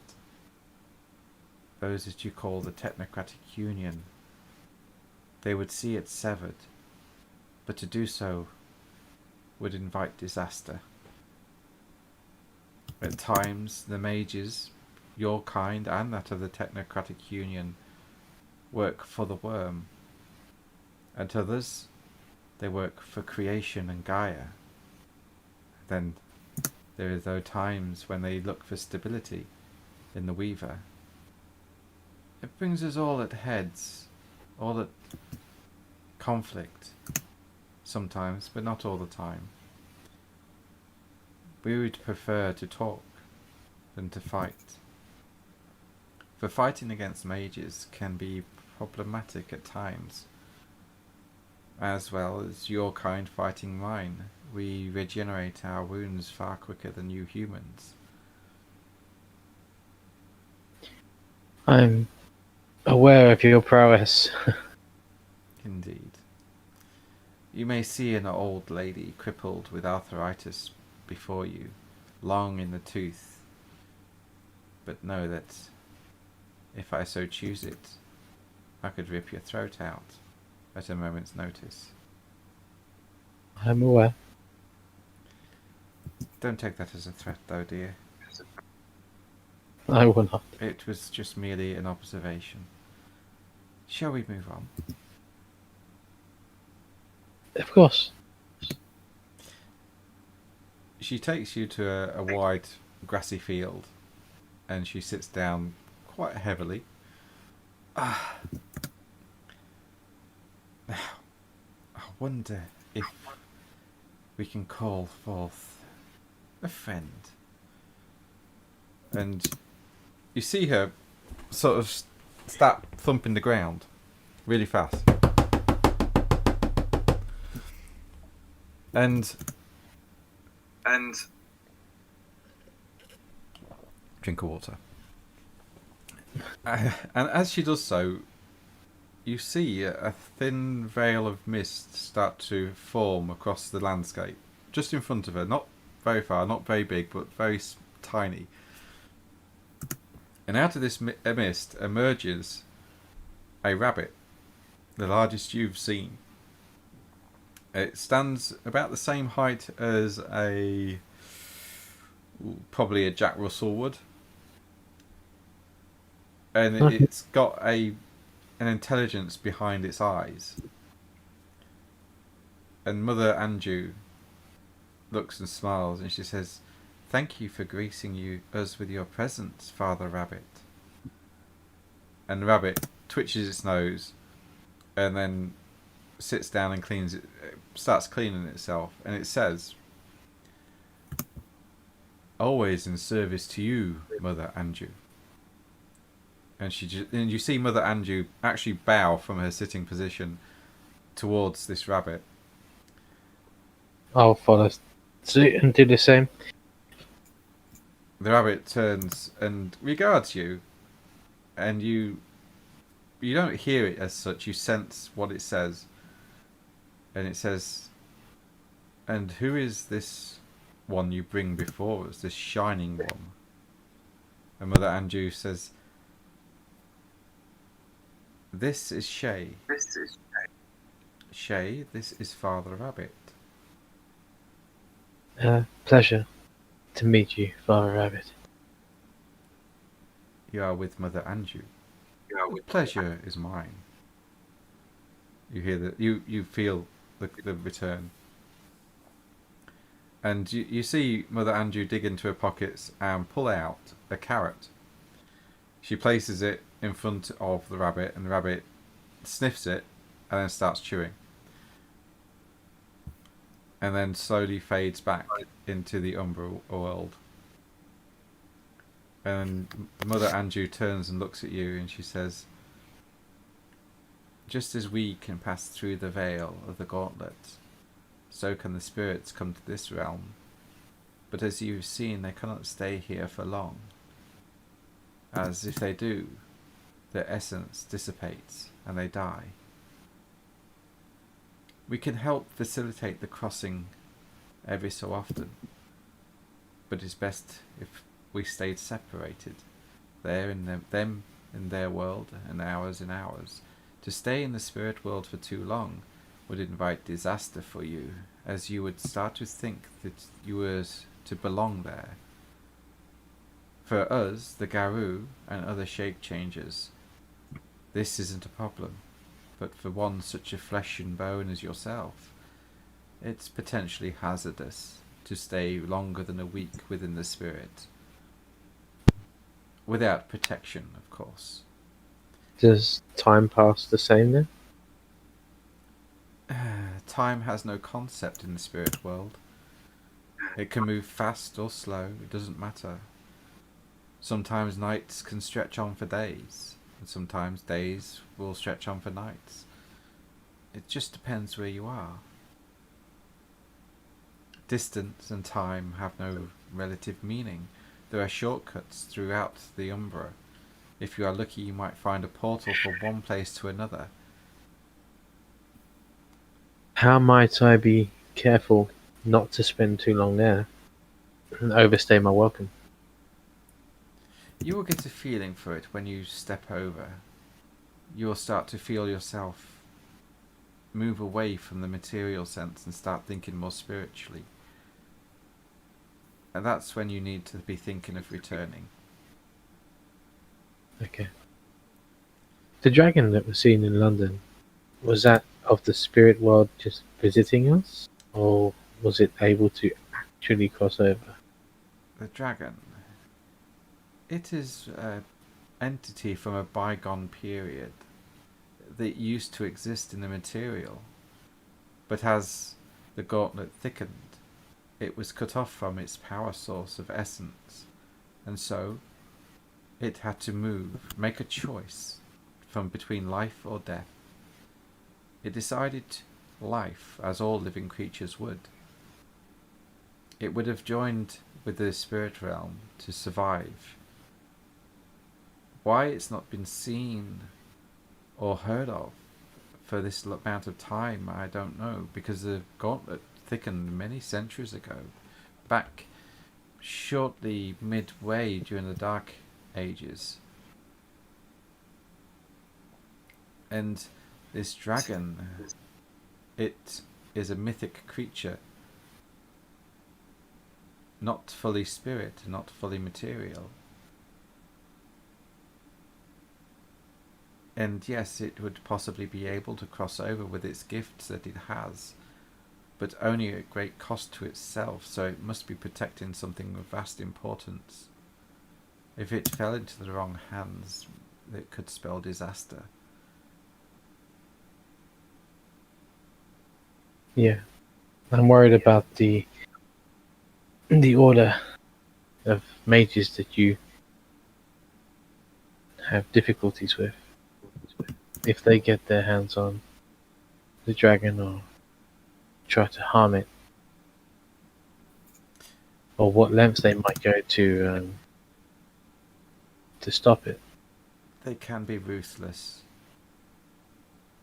Very ruthless.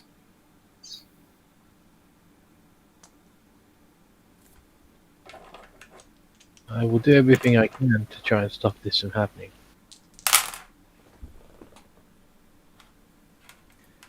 She looks up, and her eyes kind of go a little bit milky, and she says, "That's not good." And she looks at you and says,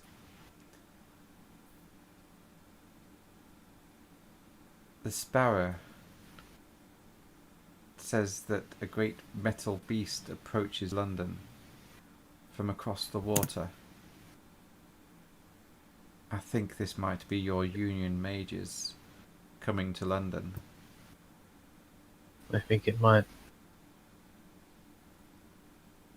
It is not here yet. It will be a few days still. But they are coming.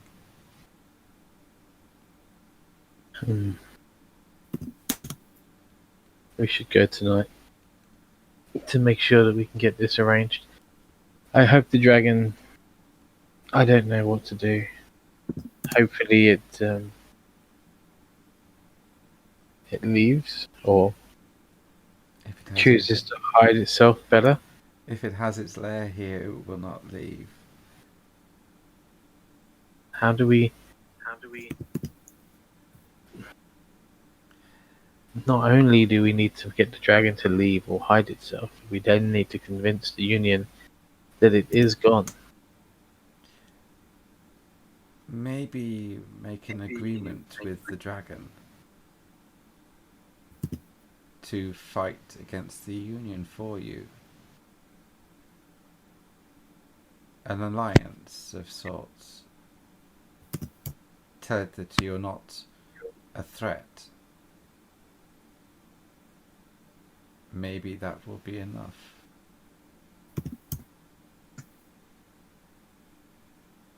Maybe. But it might get harmed fighting the Union. The dragon would be tough. Don't worry. It has survived this long. I'm pretty sure it could survive an attack by the Technocratic Union.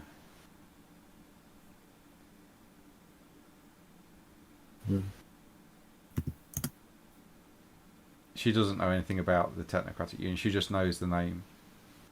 Yeah. As you probably can sense, she's putting more faith in the spirit of the dragon than actual ideas of what could potentially happen on this front. Yeah. I'm not going to scare her with it because there's not much to be gained from it. Because Reese had said about it getting leveled, hadn't he? Yeah, he knows what is coming. Unfortunately, he doesn't have the ability at this moment in time to jump back to help. So you're kind of on your own at the moment. That's fine, but I won't. I don't know. Should I mention that that's something that Reese said? Probably not. It's up to you.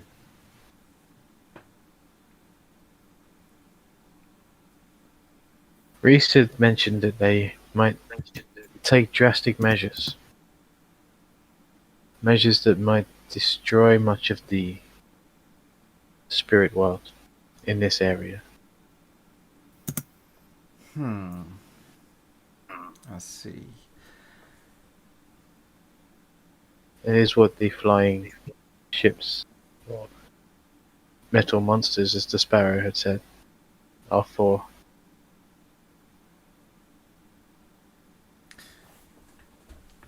That's why we have to somehow convince him that the dragon is no longer an issue. Hang on.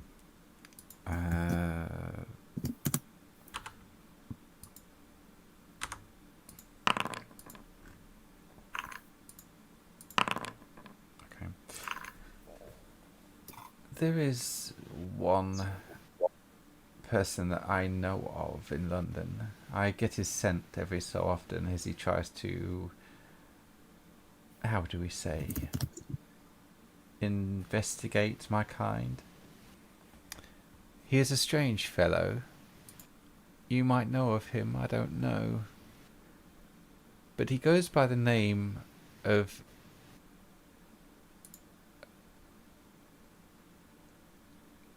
Professor Emmett Brown.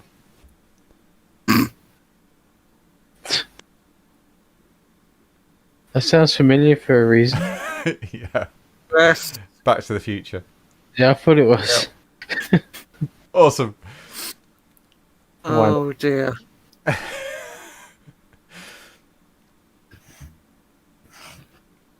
He moves around London rather a lot, but he has a laboratory in London at Brent Cross. He might be of help.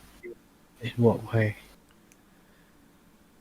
Well, I have heard that he also has a flying metallic beast.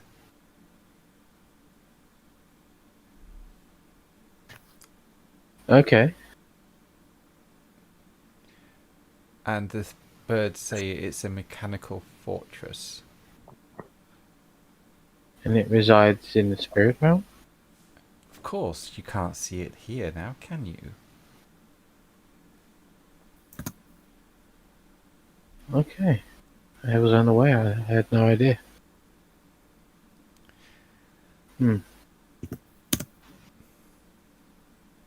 Well, if all else fails with the dragon, maybe we intercept their ship with that ship, if he's willing. He's slightly insane, so maybe he would be willing. Okay, that could work. It's something to consider.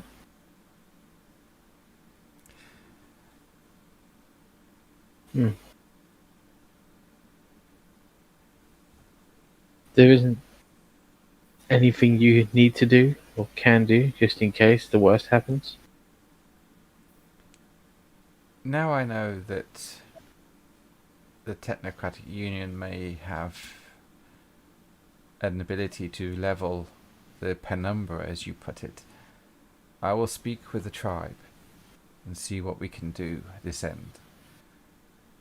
I'm not sure if we are capable of stopping a Union ship of metal and destruction,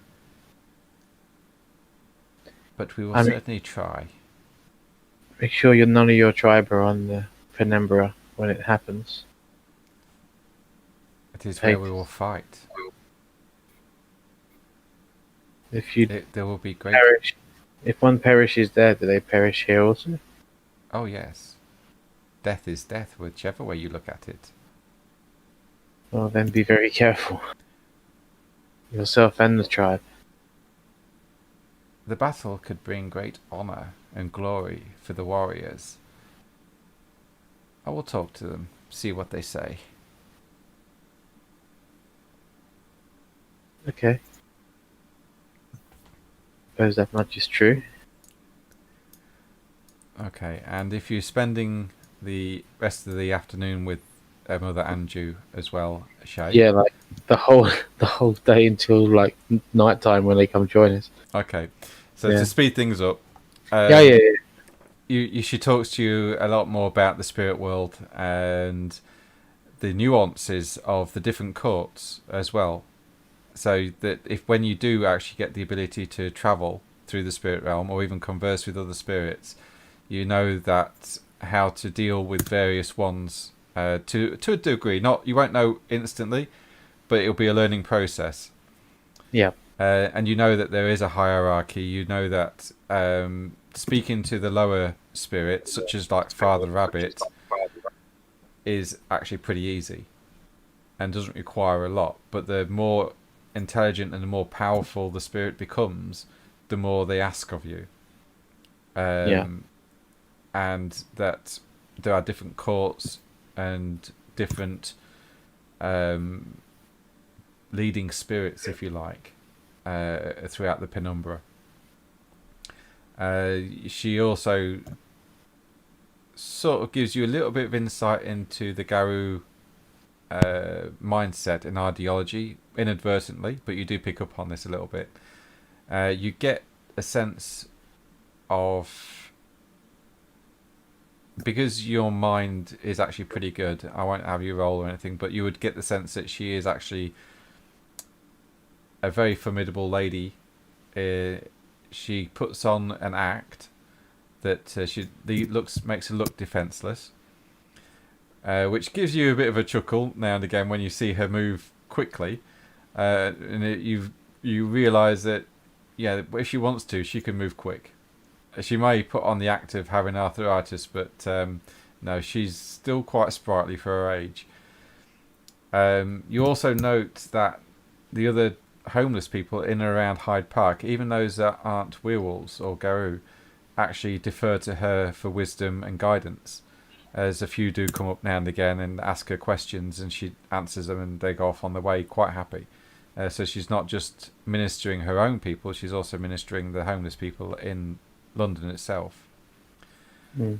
And because of this, you get a little bit of insight into Garou culture. So if you wish to specialise in that, if you get occult level 4 or esoteric level 4, you can actually specialise in Garou nature if you wish, which will give you a bonus to when you're actually dealing with them in most social situations.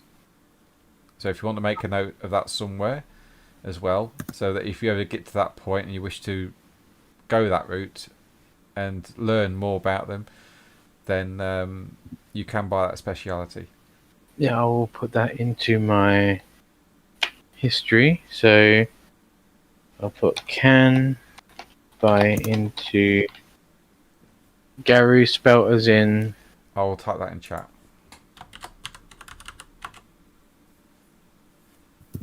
I believe it's French. I have no idea what it means. It's not ringing any bells. Loup Garou. I believe it's actually the full thing.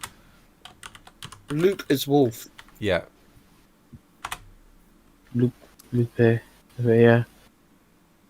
I can't remember. It's such a long time ago. Can buy into Garou. Cult.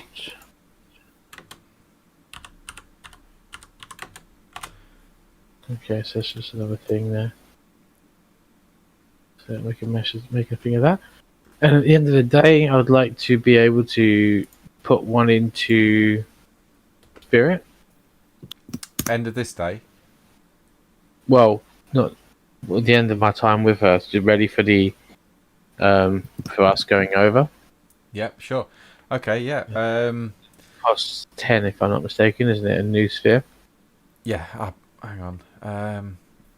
It's actually in journals, quick find rules, character progression. A new sphere, 10, yeah. Yeah. That's it. So yeah, you can spend some time meditating. She'll take you to a quiet place in Hyde Park, so you can sit there, meditate on the finer points that she's talking to you about, and you take in the information and try to remove some of her own ideology and leave behind the metaphysics of everything that was taught to you. You've seen and sensed the spirit realm with her through her eyes, through a gift that she mentioned, and so yeah, after a few hours meditating, you start to attune yourself to that of the spirit realm. Yeah, I won't take away too much of the ideology that she puts behind it. I'm going to respect it a little more. Mm-hmm. However, within the realms of practicality, obviously magic is far more efficient, hence the whole sledgehammer. Yeah. But I'll try and take it into consideration as well. Yeah, I mean, I can't sit there doing a ritual when I'm in the need of instant, I need something to happen now. Yeah. Yeah. When she says sledgehammer, you probably ask her to define herself when she says that, and she'll retort with the fact that a lot of mages will, instead of come to an agreement or an arrangement with a spirit, they'll force them into an object to do what they're bidding. So it's like imprisonment rather than a mutual benefit and understanding. Okay. I took it to mean that they are more ritualistic and do things a certain way that might take more time and Oh yeah, they do. a little bit more. Whereas mages just kind of try and will the weave into doing what it wants rather than. So that's what I took it to mean. Yeah, both are true. So both viewpoints are true. But she says that most mages, when they ask a spirit, she puts it in quotation marks, asks a spirit to do something, it's usually forced.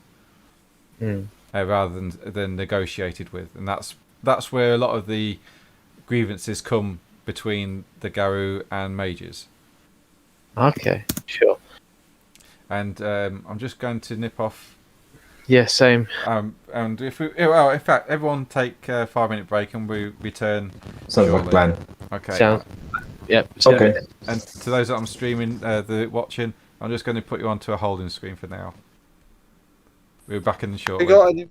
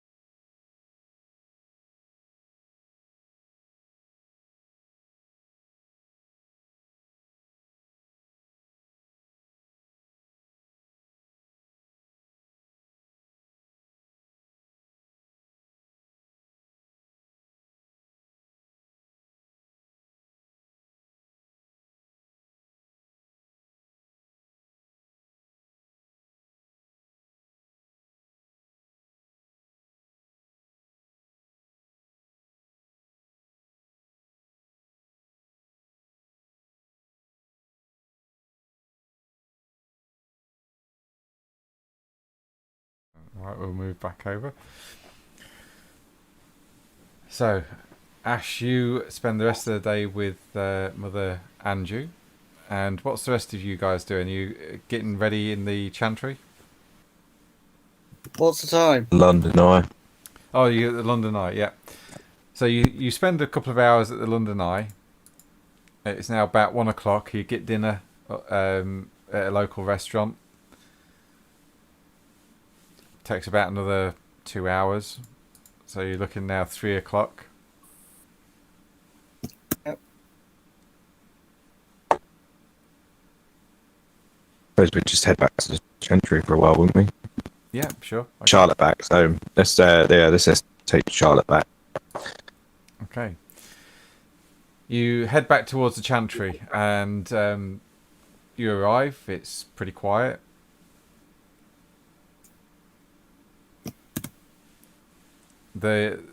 You get a text, Victor, and I'll just send you it now.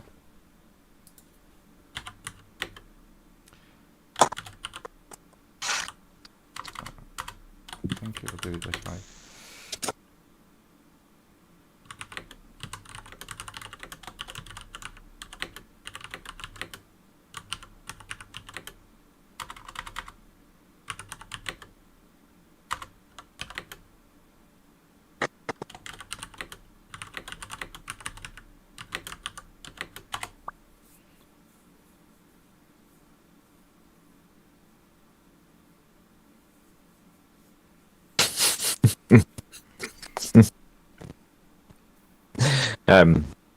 She replies with thank you.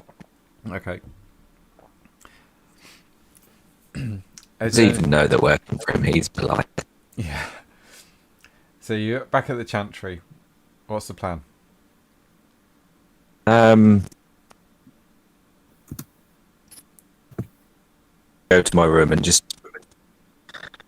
No, because we're going into the spirit room. Wait, I'm going to go into my room and just lay my weapons out on the bed. Okay.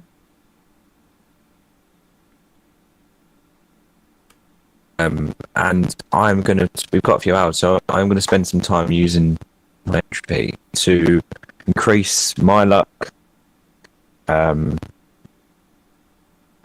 Shay's luck over the next... Well, Shay's not with you Hours. at the moment, so you're going to need to use correspondence 2 to do that, to reach out to him. Do that. I'll do it over because it's like 3 o'clock. I'll do it over, say, the next 3 hours. Yeah, sure. Difficulty will be... If you do it at the node, it'll That automatically makes lower. sense. It'll automatically lower the difficulty by 1 because you're doing it. Right, so I'll do it at the node and go over there and meditate away from everybody. This won't take Myself any can go to the quintessence or task, by the way, either, so that's okay. So you. So what will that will take? So you're doing entropy 2, correspondence 2, so that will be a difficulty of 5. But because you're at the node, that goes down to 4. And if you're using your foci, which I believe you only rank 3, aren't you? Yes. In Areti. Yeah.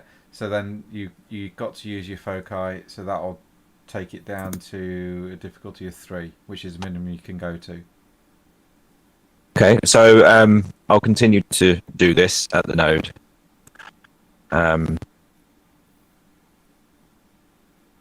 Some time using the same method, so my difficulty is always 3. Yeah. Okay. Yeah, you're rolling secretly to me, mate. You're rolling.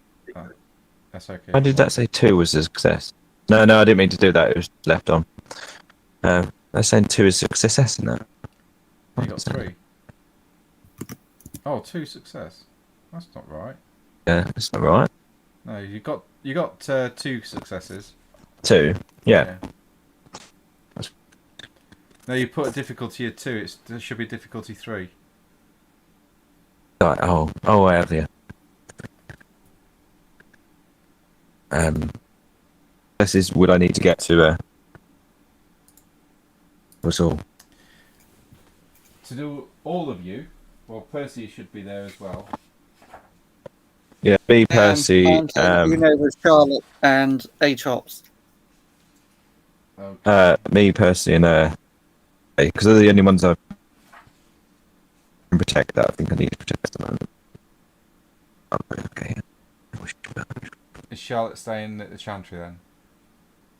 Yeah, she will be. That's where Shay wanted to stay. Yeah, okay. So you're doing this for just yourself and Percy, yeah? And Shay. I'll say, so you're putting correspondence in. Yes. Okay. To get for the day, you need 6 levels, but because it's going to be half a day, I'd say if you can get 4 successes, that'll take you to for that next scene, if you like. So yeah, anywhere between 4 or 6 successes. So I'll roll again. No, my mistake. 3 will do a day. So 3 successes. So There's 4 there in total. that's excellent. It'll take for the rest of this story. So for Awesome. yeah. So whilst you are on the story of the Stone of London, it will last for that amount of time. So you can. Wow. Yeah. Yeah. This is where used this before. This is where mages come in handy with the magic. So you've got 4 successes. So if everyone wants to make a note now, so that's Shay, Victor, and Percy. Those 4 successes can be used to increase your dice pool by 4, or decrease the opponent's dice pool by 4. Okay, so if you get multiple attackers against you, you can say, I want to reduce his dice by 1, and then you've still got 3 left to spend. So I'll give you that that flexibility. So it's changing probabilities. I've still got time. Total, yeah. It's obviously still got time before we need to be there. Can I continue to do this?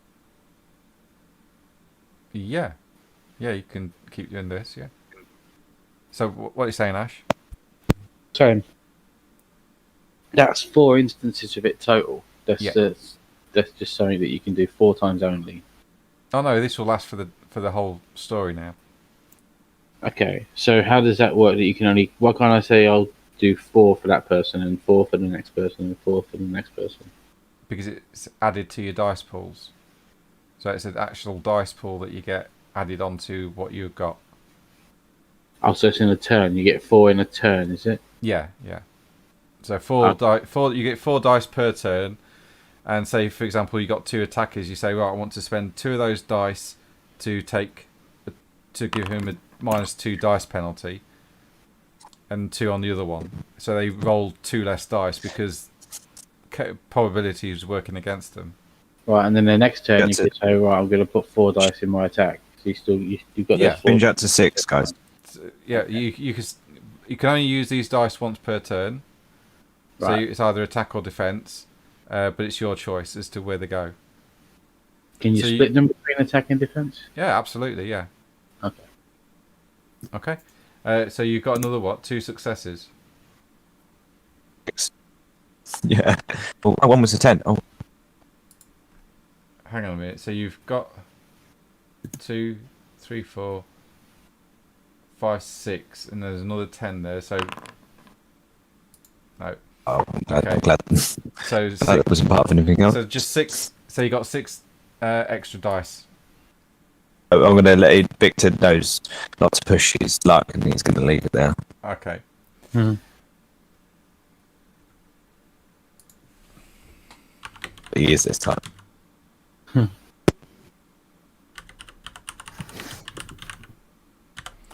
I just made a note on Atrops' sheet because if you're doing it on her,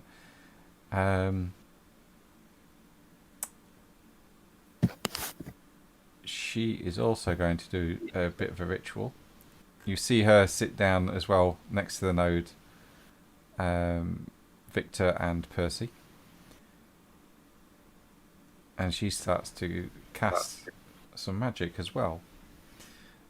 And I was just about to reach for my actual physical dice, but I'll do this on chat. So she's got that with 3, 6. So could she do that?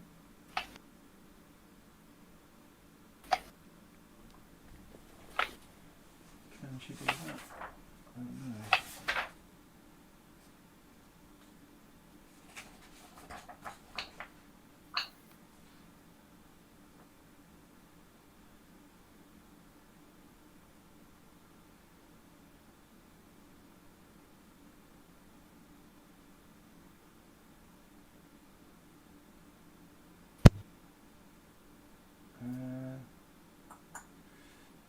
Just give me a sec.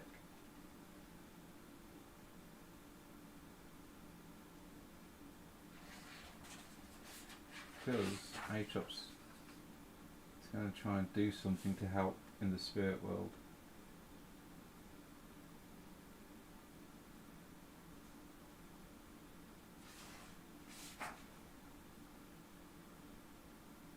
No, she can't do that. Okay.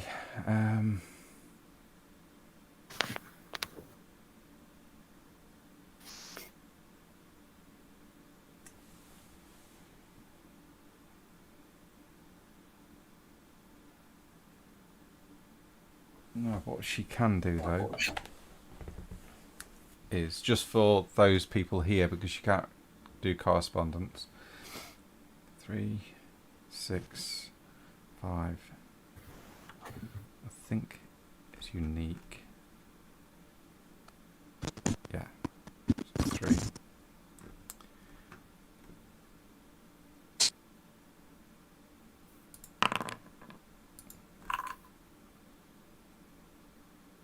One.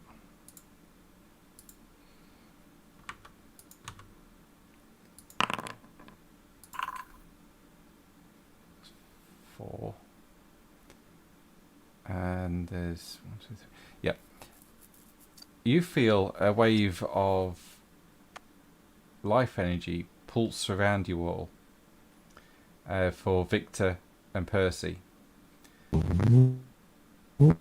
And it's come from Aatrox. If you've got anything in life, even at rank 1, I'll tell you what she's done. No, I have nothing in life. I have a life.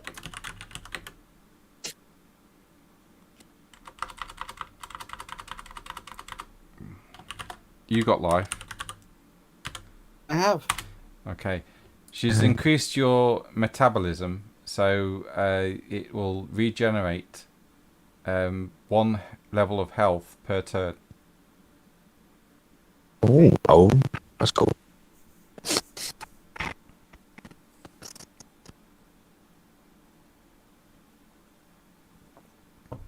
And that's just for Victor, Percy, and Aatrox. Just in case things go south.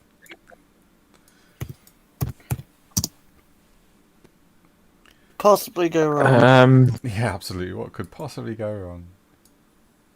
You can trust us. We're really good at talking. So, do you all head towards the Hyde Park at midnight, or close to midnight? Yes, yeah, if there's anything else I want to do. Okay. Percy, Yes. you ready? Yep, I'm ready. Okay. You all enter Hyde Park shortly before midnight, and there's a couple of tramps there, and they see you approaching, and one of them walks up to you and says, "Are you Victor? There's me. Are you Percy?" Might you be? He smells of whiskey. Okay, mate. So are you Percy? Great. Follow me. Aatrox is here too, I imagine.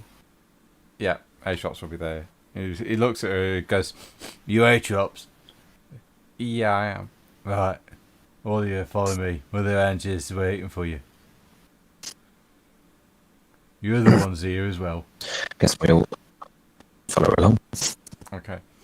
They lead you through the park. Even at this time of night, you notice that there's quite a few homeless people around and other people in relatively good attire. Not that of the homeless variety. Some office workers and whatnot still milling around. You see a couple of police uniforms and a couple of fire officers as well. Some of them look over and sort of give a recognition of nod to the people that are escorting you. But they don't respond back. You're taken to a small grove within the Hyde Park, a hidden area away from prying eyes. Mother Anju is there along with Shay. And as you approach the fire, Mother Anju stands up and says, "Welcome back. Shay and I have had quite a discussion since you left. Are you all ready to take your steps through the gauntlet?" No, I'll As will ever be. and bow. Good. And with that, she then beckons others towards her. And they start to give a chant with spirit drums and pipes. And anyone who's familiar with spirit will feel a slight drop in temperature. A mist will start to rise up around the campfire. It was chilly. And she then points at an area at the hedgerow and says, "The gate is there. Step through it when you are ready. It will not last long, mind you." I will head towards it, Okay. turn and bow to Madam, She go. and then I'll quickly go through the gate. Yeah. Aatrox is close behind you. Victor, Just gone. you just Victor, see. oh yeah, Victor went. You just see Victor. You just see Shay and Aatrox go into the hedgerow and just vanish. Well, this looks like fun. And Victor walks into. Okay. Oh, And Percy walks into the hedge, right? As you step through the portal, it feels like you're moving through water. It's thick, it's sludgy. Sometimes you feel like you can't breathe and your hands instinctively go to your throat. But the sensation ends just as soon as it begins, as you step through the other side, of all resistance vanishing from you, and you just go and you enter the penumbra, the near spirit realm of Earth. You look around and it's not night time anymore. It's middle of the day. The place is vibrant and filled with spirits. Aatrox turns and looks at you all, and she just starts to smile, and she says, I hope you don't have any reservations about being naked." And as you look, you notice that all she's wearing is a sword on a belt. And you look down and realise that you're all naked, and you've got no weapons at all. He just stands there with his hands on his hip and goes, "I've got nothing to hide." And she just sort of smiles and giggles. "Well, let's go." And with that, you then start to see some wolves appear, also moving through the gauntlet.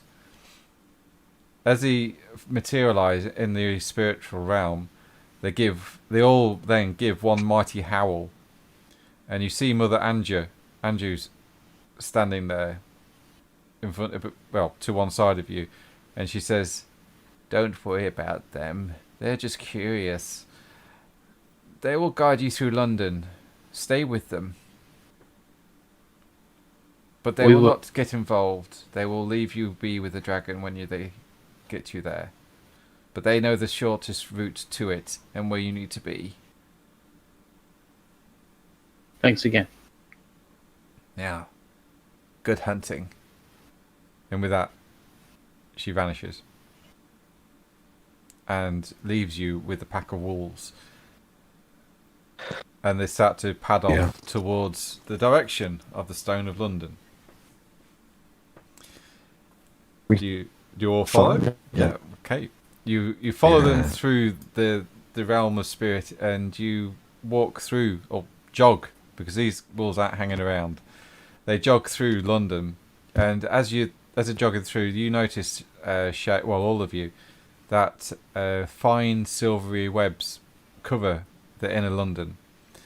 You see tiny little spiders traversing these webs, and every so often a spirit will get caught in one of the strands and just starts pulling and tugging it before it's swarmed by spiders and wrapped up tightly into a cocoon. Some of the things that Mother Anju has been telling you start to hit home here now, Shay, and you realise that the spiders are servants of the Weaver, driven mad, and is slowly driving the spirits of this world crazy as well, through their their imprisonment in the web. Every so often you'll pass through locations with lots of webs moving to and fro between the buildings, stretching across the street, and you realise that these represent cables and wire and technology. And eventually you come to a large open glade. Atrops walks forward towards a mountain sticking out of the middle of it. And as she does so, this is what you see.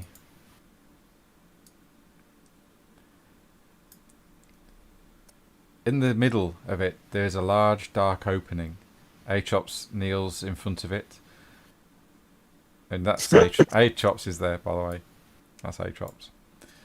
She kneels down in front of it. The wolves have now left you all and gone back the way they came, leaving you alone here. You feel a wellspring of energy and power emanating from this cave entrance, and you realise this is the node that has been laying hidden and dormant for centuries. Its power is once again ebbing away, but smoke emanates from out of this opening.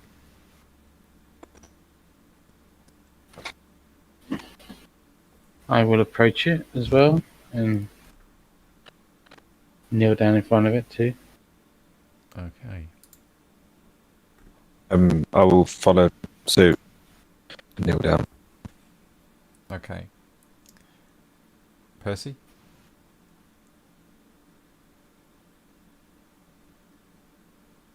Oh, by the way, Victor, Marcel is clinging on tightly to you and shaking. Oh no, poor myself. Okay. Marcel, are you okay? I don't like it, boss. It's the dragon, he's scared. Don't like it, boss. I'll keep you safe. Alright. So, I've got my night trainers on. So if we need to run, I can run faster than you. Alright?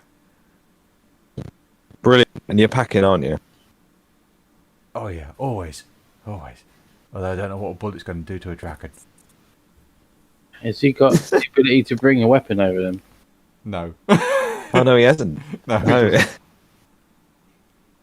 He could chuck other stuff. He's a monkey. Yeah, he can, Come on. He can throw poo. So Although again, I don't think it's going to help against the dragons. Atrops looks at you all and says, well? I don't know. You were kneeling. I felt I should kneel too. What do you think we should do? Percy shouts out, Mr. Dragon! Put it outside. Mr. Dragon! As the smoke emanates from this opening, four glowing eyes open and blink and stare Oh. out at you. You see a snout just poking out of the entrance.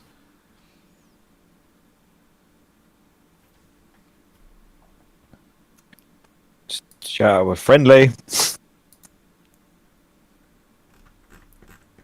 Give us a sec. Just one moment.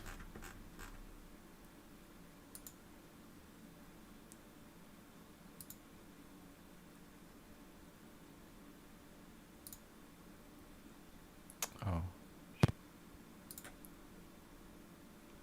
No. That's it. No, that's not the one. Oh, for God's sake. Are you the dragon? Yeah, just one moment, mate. Because I am trying to find something here. Here we go. Yeah, that should do it. No, that's not it.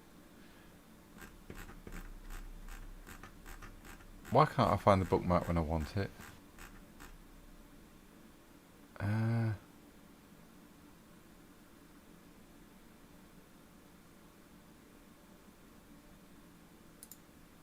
There we go.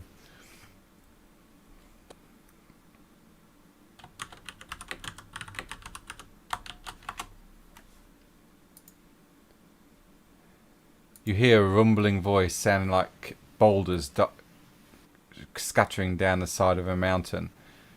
And it says, "Woo lost high."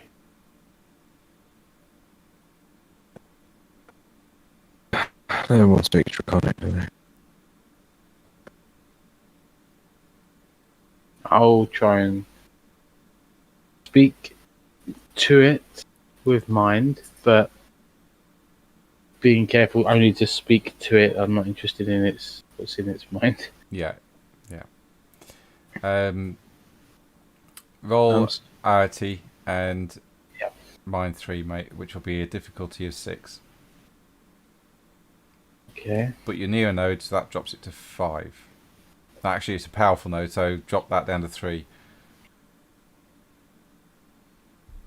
So art difficulty 3. Which so is the 3. minimum.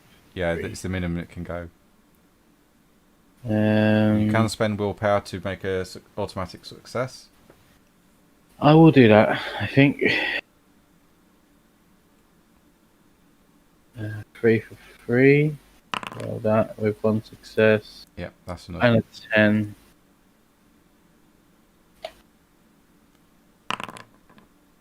You reach out with your mind and create a telepathic link. Instantly, your mind is swarmed with primordial feelings and thoughts from this creature. It's ancient, it's old, it's something that it's an alien mind that you are touching, and you're quite pleased that this is just a tenuous link. And it repeats, "Woo lost high," and your telepathic mind translates this to, "Who are you?" We are mages from, what would they call the other side of the penumbra? Tellurian. The Teloria then? Or Concordia. Concordia. We are mages of Concordia. We have those that are more attuned to the free nature and spirit of the magic world, and we are here to warn you of those that are not so free nor so accepting of magic and the creatures that are closely associated with those magics, such as yourselves. I'm sure you noticed the aggression towards you when you entered the other side.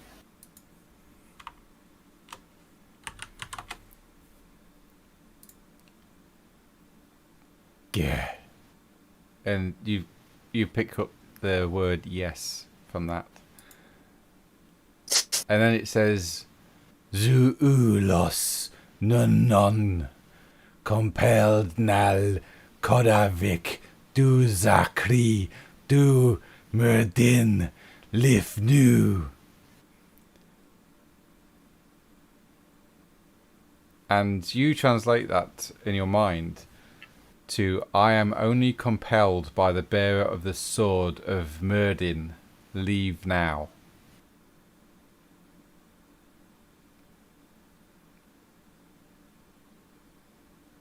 We will leave if it. We don't wish to bother you. It's not our intent. Nor do we want anything from you, but we do want to warn. They intend to destroy the entire region of the spirit realm. I fear for all that dwells within it, and our world which is linked to it.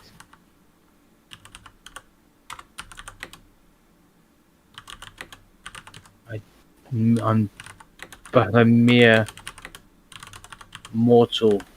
I really do not know how to save from this fate. Hoping that perhaps we could find a solution together. Zuulos compelled nel Merdin arak kodavik wan zakri wa reizan het ark jaril. And you translate that to I am compelled by Merdin and bearer of the sword to remain here and protect. And now Aesop's like, what's it saying? It is compelled to stay here by the bearer of a sword to protect Merdin, I believe.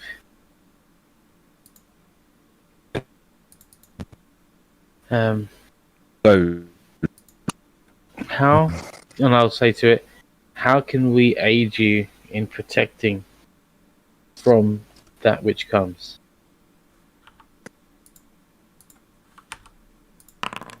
Just give us a sec. Because Aesop's is just having a roll. She sits there and thinks for a bit. And what was your question to it again? How can we aid you in protecting from that which comes? Okay.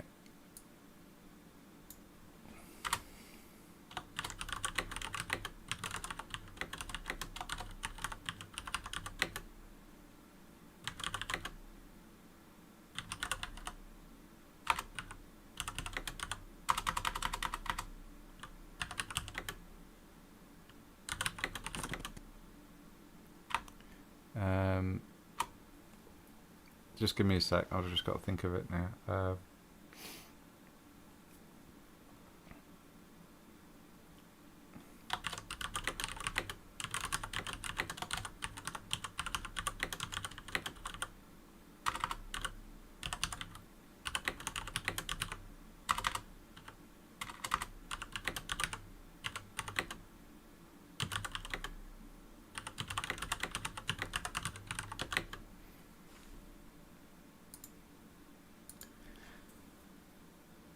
Si'iv Zakri du Merdin Arak Vokwelk Darak Leret Arak Kuz du Nil Sulik.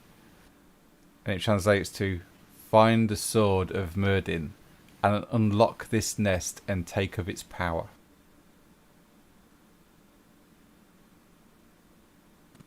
it say Shay? Do you, and I'll reply back to it, do you know of where this sword might be? No. No, in other words.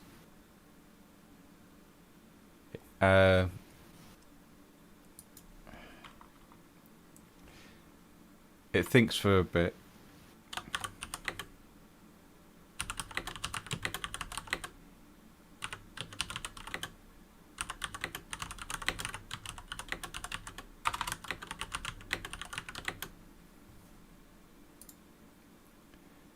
Nid Nidrenai Akos Ko Hin Sulek Sejun Uvdagain. And it translates to, no, it does not exist in your realm or this one.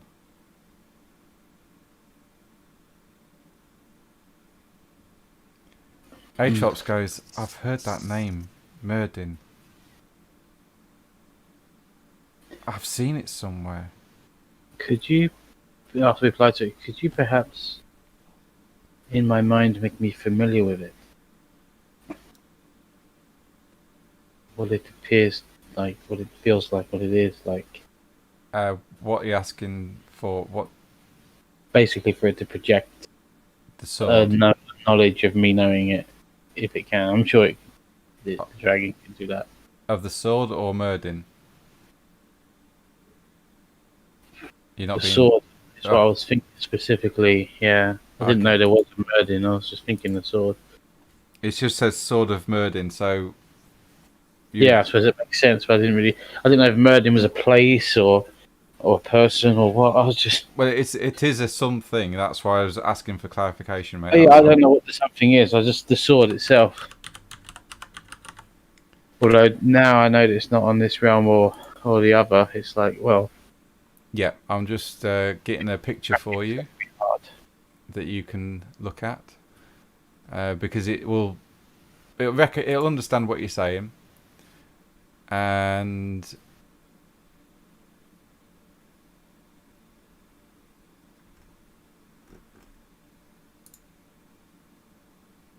it will. Oh God, why can't I find a decent weapon?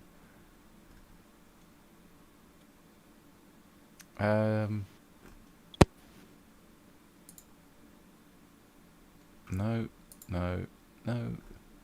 That's all shit.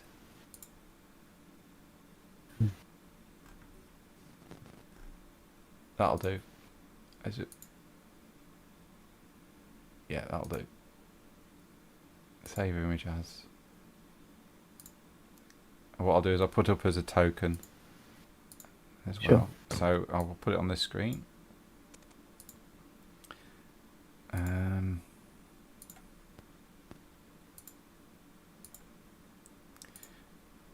you get the image.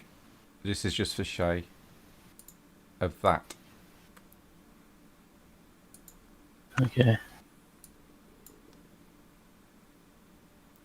Okay. Uh-huh.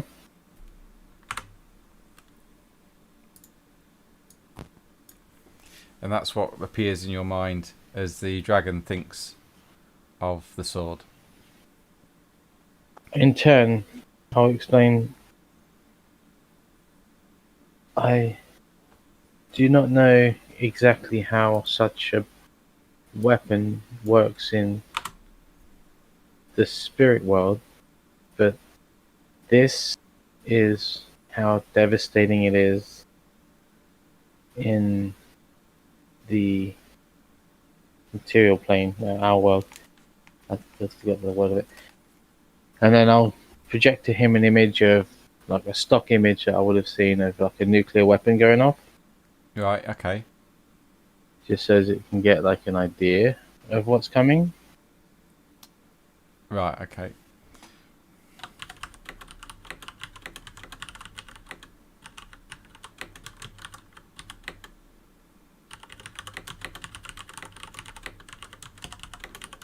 Of course, I can't be sure that it'll be the same, but it's...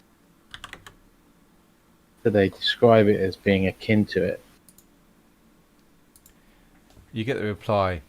Full Nilos Quiff Nust Lan Rus Quiff Nust Faint Lost Wan Nust Du Bohet. And that translates to, so it is a fight they want, then a fight they shall have if they come here. Well, we intend to fight it with you, and we will do the best we can to try and retrieve this sword if it will help you. Should we fail, we'll be back to fight along your side all the same.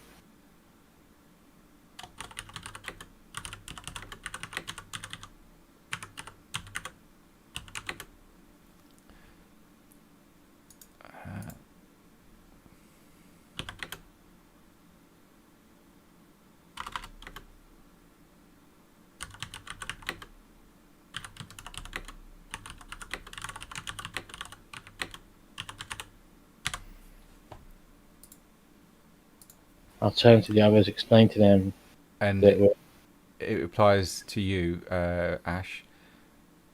He mik mir tolfen kos weisen alkos fan hai fadon gain sul. And it translates in your mind to you offer an alliance, as in a question mark. That will be acceptable. Maybe call you friend one day. I'll kind of bow. And I'll explain to the others that we need to find the sword of Mardin. And that it doesn't exist in this plane or ours. Oh, that makes it easy to find. Yeah, I have no idea how we're going to find that.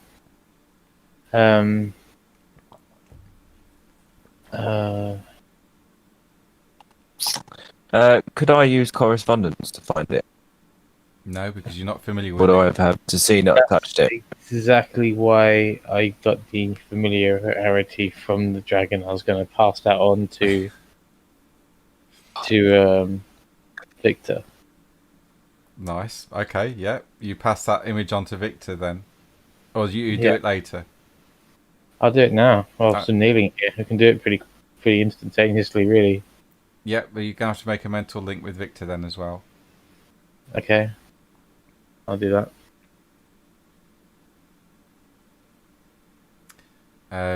That'll be... Would it be a surface thought? It can be. I can put Yeah. it to the surface of my mind. Yeah, so yeah, difficulty 3 then, mate. Because you're in a place of power. So just roll Aret for me, please. 3 for 3. Why is 3? You know, it remembers some numbers when you type it in. It doesn't remember 3 for me for some reason. Yeah. Oh, nice. So yeah, Oh, nice. Victor, you get the image of the sword in your mind. Thank you.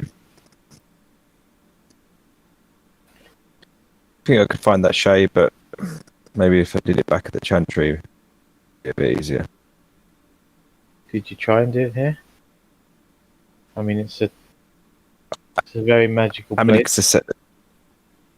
Oh, we aren't even know. Oh yeah, of course. You're on a one. You Of course. are. Yeah. You are on a level 5 node here, so yeah, you're on a node. What would that make the difficulty, and how many successes would I need for it? You need 2 successes to get a reading, and difficulty would be 3. Okay. Describe the So location. use them extra dice in this roll. Yeah, you can do. So, should I? I will warn that too many dice in this game.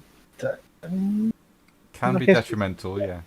Yeah, but if your success level's low enough, it should Oh, probably... right. Yeah, I'm going to use 4 for my dice pool, and difficulty's 3. Yeah.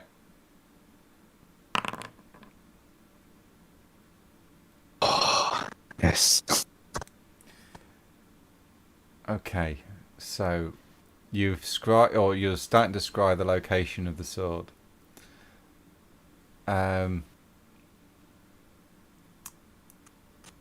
Let's see.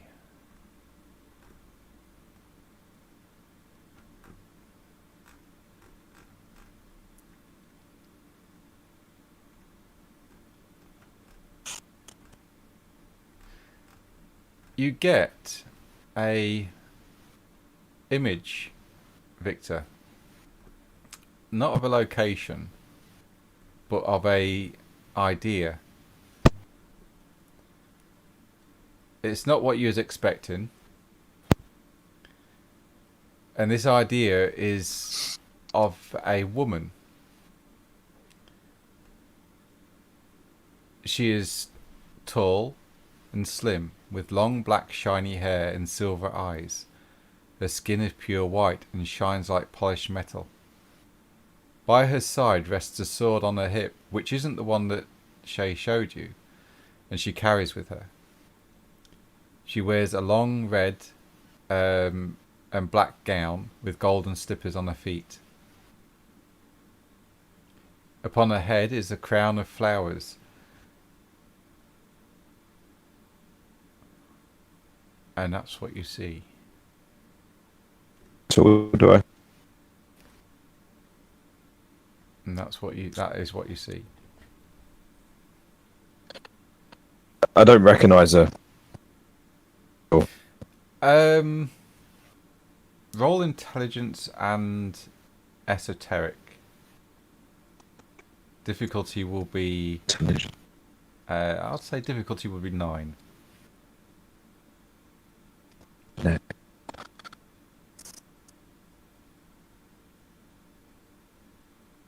Wow, you're loaded.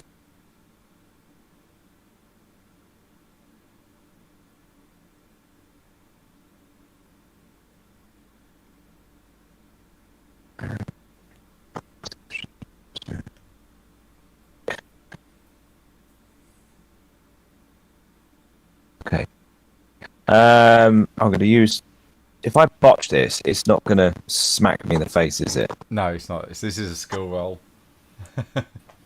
Right, so, well, I might as well, because I've only got 2 dice in that. I might as well use 6 extra dice. 6, 9. Oh, well, there you go. Yeah. The knowledge, sort of, you get the image of this woman. You realise that she's not human, but you can't put a name to the face.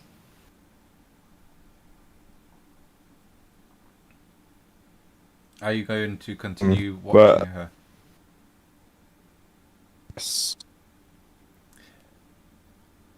Continue to watch her as long as I can. Observe it, yeah, until the end of the spell. Okay. As you do, you notice that she turns and looks you straight in the eye and then smiles. And then the spell ends. A little bit creeped out. And then the spell ends. Oh, yeah. So back to the group a bit like, well, that was weird. It's never happened before. Explain the women I've seen. I saw a tall, slim, black-haired woman. She had silver eyes and she had a sword. It wasn't the sword you showed me, Shay, but there's something about it. You saw a woman? Yeah, didn't recognise her. Did you think of her?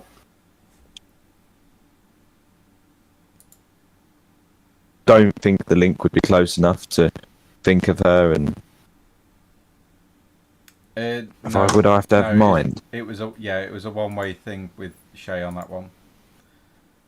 Well, I can't read his surface thoughts. Yeah, you could read the surface thoughts. Sorry, yeah. Okay, yeah. So yeah, I would think of. You would think of the woman that you Shay. just seen. Right. I'm just in if I mind. I don't think I do, but.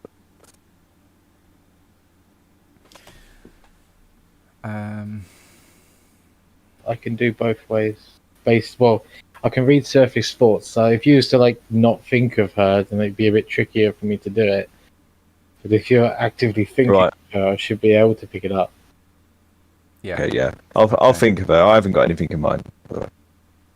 Yeah, so I'll try and pick up her image. Yeah. Okay. Just give me one moment because I did download the picture for her. Because I know how good you guys are getting. Where did I put it? I might just have to re-download it.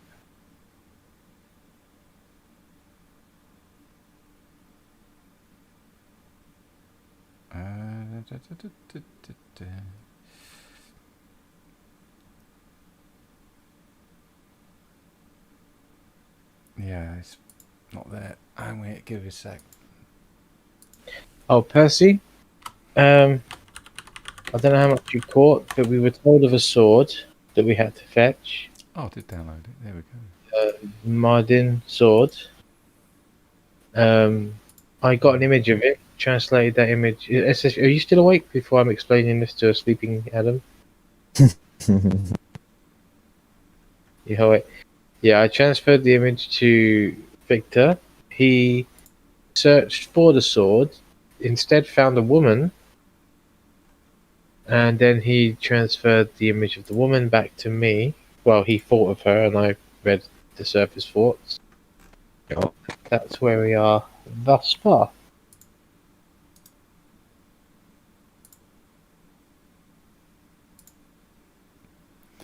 Right, I will do another token, so you can see. We're looking for a sword, but when doing so, through Victor's means, we found a woman instead. Not the sword we wanted, but an interesting sword, obviously. Okay.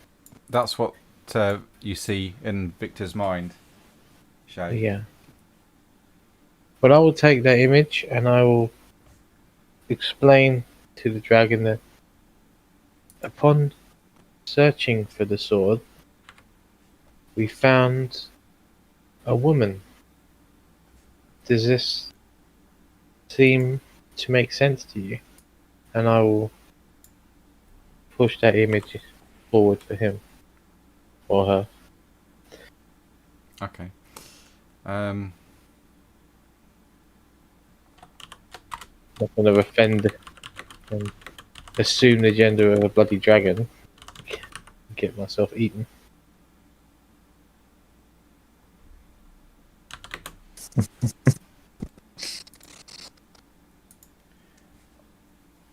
It thinks it goes. Rek los recto lothlom, and in your mind it translates to she is the lady of the lake.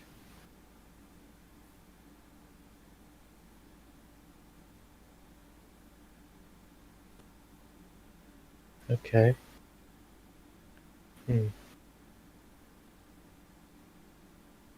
She is. He says that she is the lady of the lake. Starting to sound much like legend. Well, you are dealing with a legendary creature. We seem to work in legends. Yeah. Atrox turns and looks at you and says, "Did it just say that?" I'm getting the sense it did. In a manner of speaking, yeah. I've remembered where I've seen the name Merdin. It's in the Book of Shadows. I skimmed through it because it was in a language I didn't understand. Might Maybe go back and have a look. There might be clues there. I just don't know if we're going to be able to come back here anytime soon. Have we exhausted everything that we can accomplish here? I think for the moment, maybe. Maybe ask the dragon if it can help facilitate us crossing over. Good thinking. I mean, if you're not capable of doing it, then maybe it can open or lower the gauntlet enough for you to step sideways using its power. Or perhaps even just communicate would be enough. Yeah. I will speak to it again. We may not be able to cross back into this realm very easily. Would it be possible for us to communicate with you from our side with your help?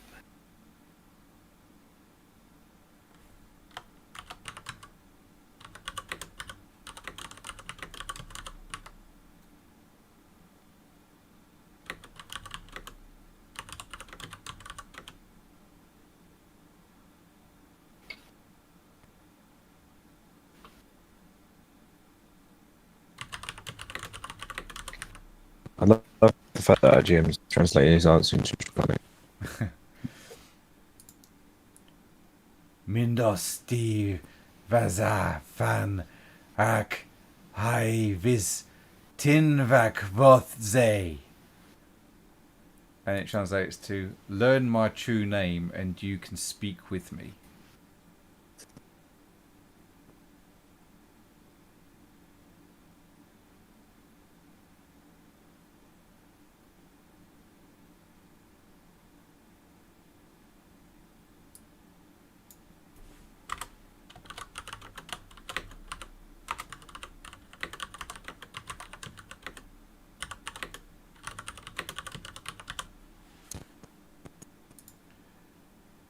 Nuszu u fenai tin rak dai vazafan.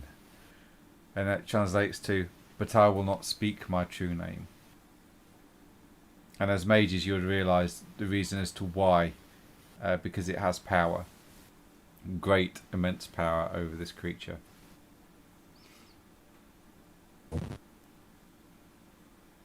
Okay, I'm not seeking any power over it. If that's the only way we can communicate with it. You realise that it does know its own true name, but it will not speak of it because other entities might be listening in.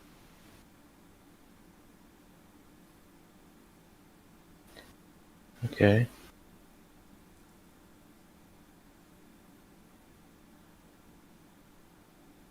Only you can speak into mind. Bob. Is that the only way that we might communicate? I have no means of learning your true name. At least I don't think I have.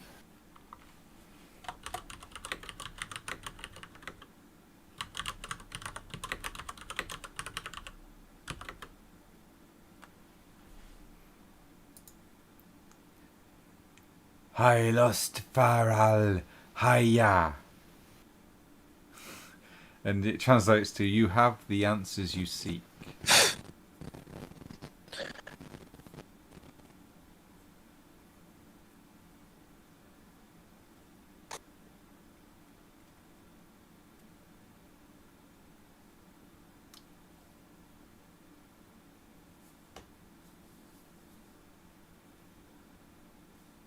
Speaks of us needing to find its true name.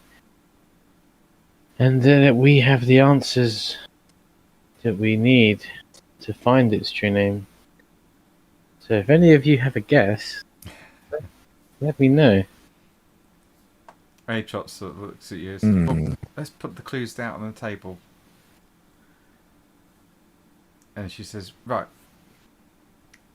we're looking for a sword that will unbind the dragon and bind it to us, or to you guys.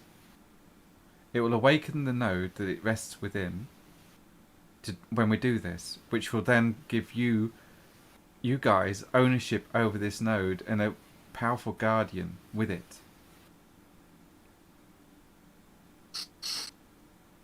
Yeah? Right. That's about right. We know that Murdin was mentioned in my book because I can remember seeing it in there. And Victor's already seen a woman that's not entirely human. Victor, pull the book to him now. No, you wouldn't be able to. The book is protected from such things. Oh yeah, it is in. I wasn't. Oh, well, I thought it was going to be in.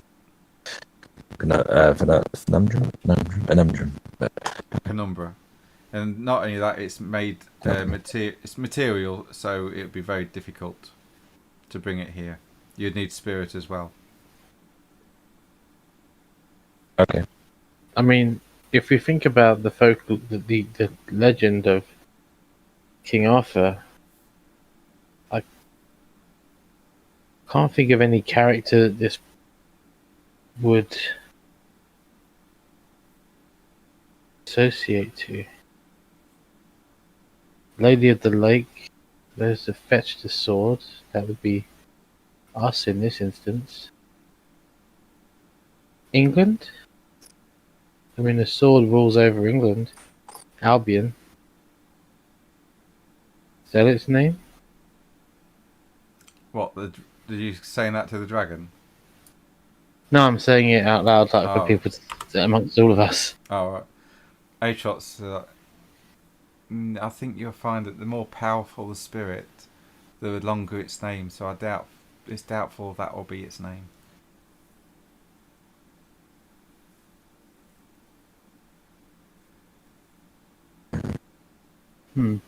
Then I don't know. No, it's not.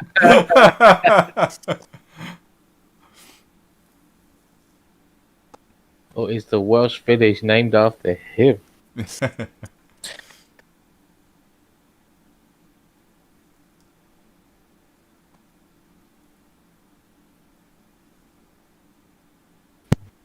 Is this dragon a boy or a girl? I was gonna tell. You gonna ask it that? No, I'm not gonna ask it. No, I'm not gonna anchor a dragon. Can you just lift your hindquarters so we can just Yeah, it's I was glad to see. Hey, are you saying this out loud for Atrops to hear? Yeah, I suppose so.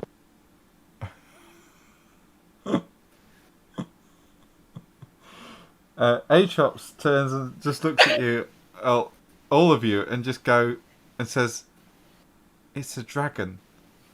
There are no male or female dragons. They exist as primordial essences. They are the primordial energies of this world made manifest." His name's not going to be gender specific. That's all I wanted to know. Thank you. God.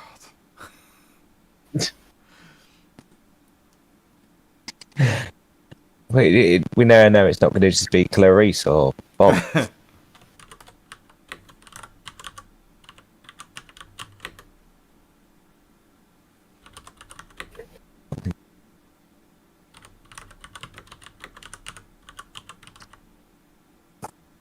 Maybe the name's in the book.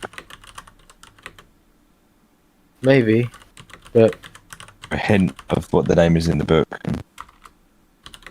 my issue is that we won't necessarily be allowed here again. Well, have- Atrops can always come back on her own. We know it's fairly safe here at the moment. Mu How- transcend hin unid du velin. Mu lostist nahi du kinda ofan las nalgaya. And the link, before the link fades, Shay, that translates to, "We transcend your terms of gender. We are the first beings of creation given life by Gaia."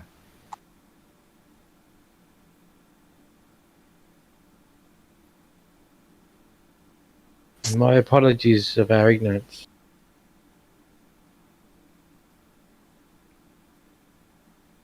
And the mind link starts to fade as the dragon retreats back into its cave. And as it does so, you notice that the glade that you're all kneeling in vanishes and fades into the background, leaving you kneeling in the middle of the street of London, still in the spirit realm, but nowhere near this mystical glade in which you were in.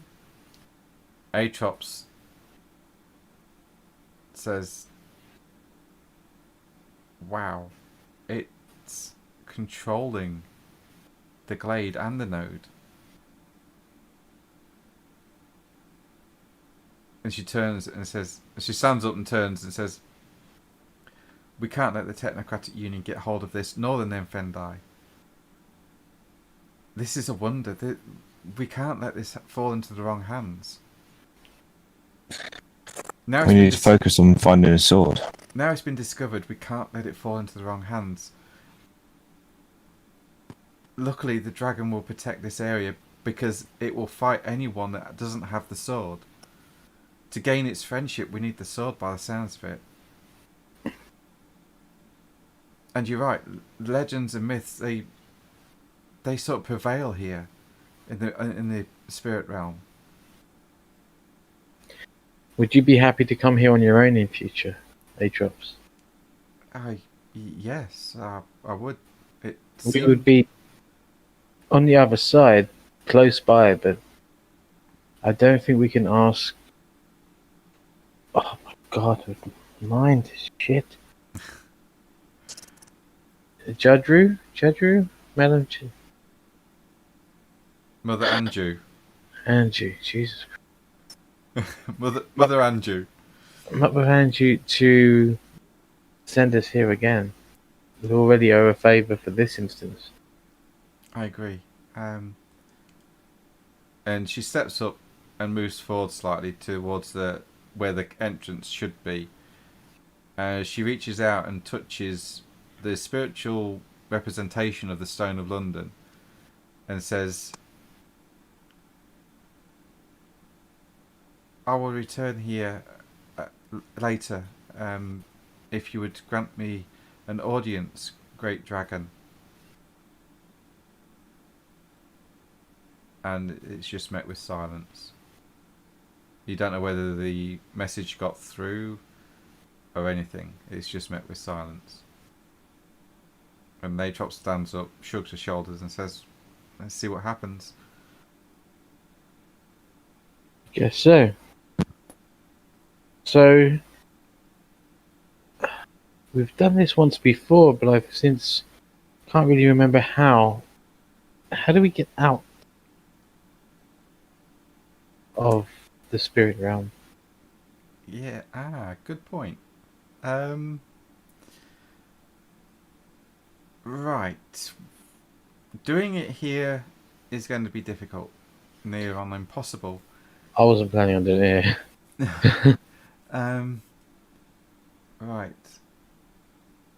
Yeah, because I can step sideways, but you guys can't. Oh, How did we do it before? would you leave us here? You, Solar brought you through with using a talon, which is a once-used item, or fetish, should I say? Okay. Hang on. Follow me, and she starts walking off. Do you follow? Follow, yeah. Yep. Yeah, I don't want to get left here. I know nothing about this. she starts marching off down the spiritual side of London, if you like. You follow her down an old dark alleyway, and it's covered in cobwebs and little tiny pattern spiders everywhere, or weaver spirits. And she comes out into the back of part of an old building. You look around, it looks Victorian. It's a weird place. It's a mismatch of different time periods, dating from pre-Roman all the way through to the modern times. And she starts turning around and she says, I think this will do. Okay, who knows anything about spirit? Do. You do, Picked up. Victor. Shay? Just one. A little bit. And Percy drank vodka. Great. Do you know anything about spirit, though, Percy? The magic kind?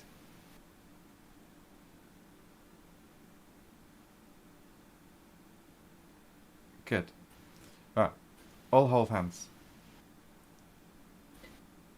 Okay. Oh, And everybody. start to concentrate on lowering the gauntlet on the other side. Does the monkey have to hold hands as well? The monk is still He's- holding on to Victor. He'll move through because he's a spirit animal anyway.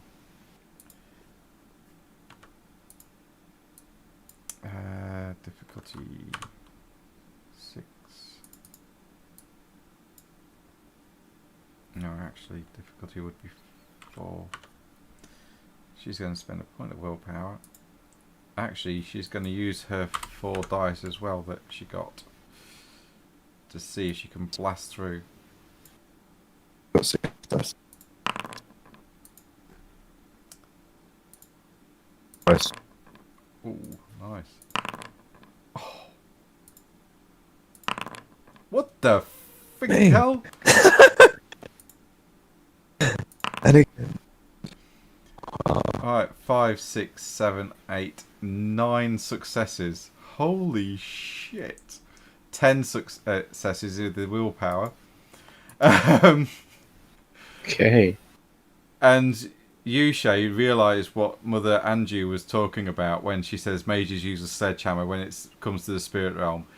As you feel and hear the gauntlet just shatter completely in this whole area as both worlds merge into one, spirit and material all merge together as one, and you all appear back in London wearing your clothes that you left.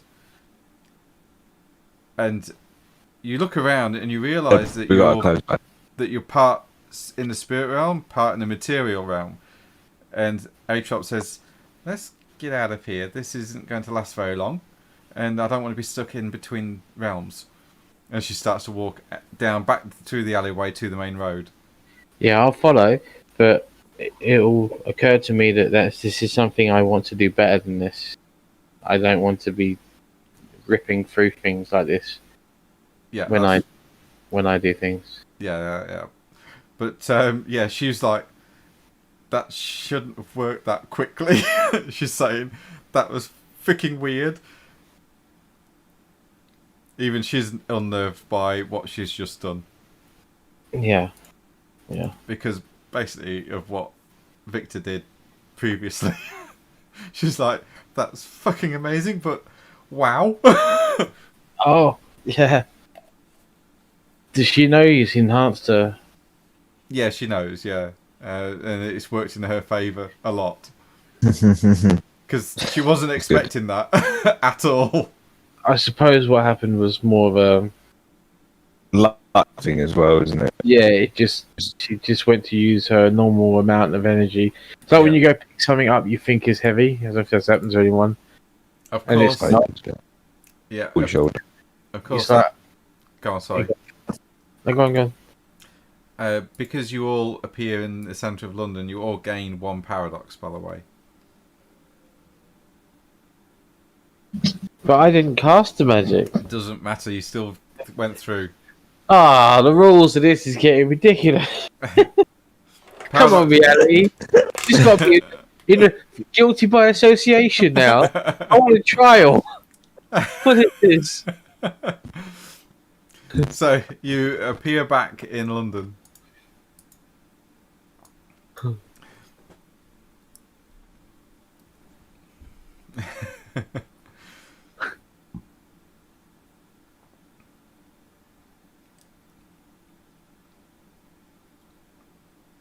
Back on Cannon Street, I believe, in the centre of London. Nice.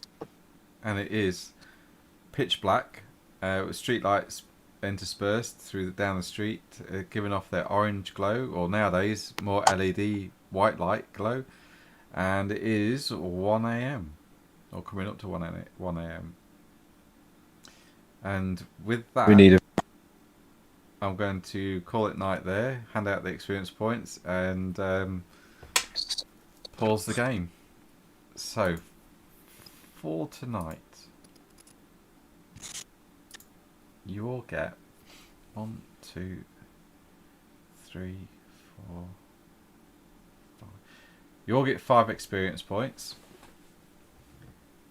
Shay, you get an extra 1 for asking Mother Andrew about spirit and trying to expand your horizons.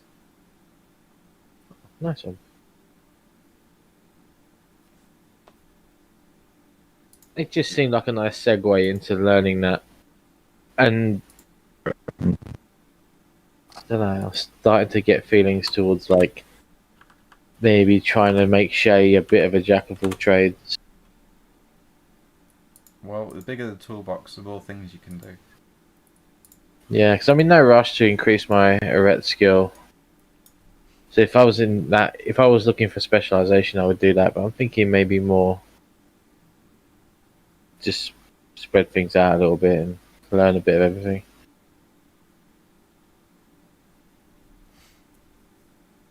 So, yeah. Maybe more in the spiritual way, you know? Like you can kind of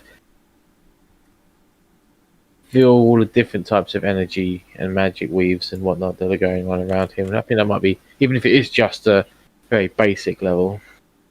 Yeah, it's always handy to know what you're dealing with, because certain entities will work with spirit and it will look like magic, but if you got that sight or that ability to detect it, you would say like, shit, that's spiritual energy they're using, not prime or forces, and you could probably get a gauge onto what kind of entity you're dealing with.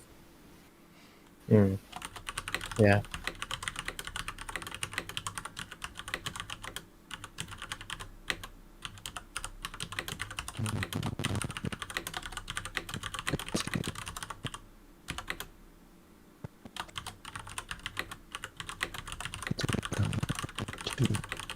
Are you speaking, Chris? Because I'm barely hearing anything. No, I'm sorry, I was mumbling to myself. I was just upgrading myself. Okay, cool. And I was just wondering whether the mic was cutting out. I was like, "Ooh." No, sorry, it was me mumbling. No, it's fine. It's fine. Okay. So Shay spent time.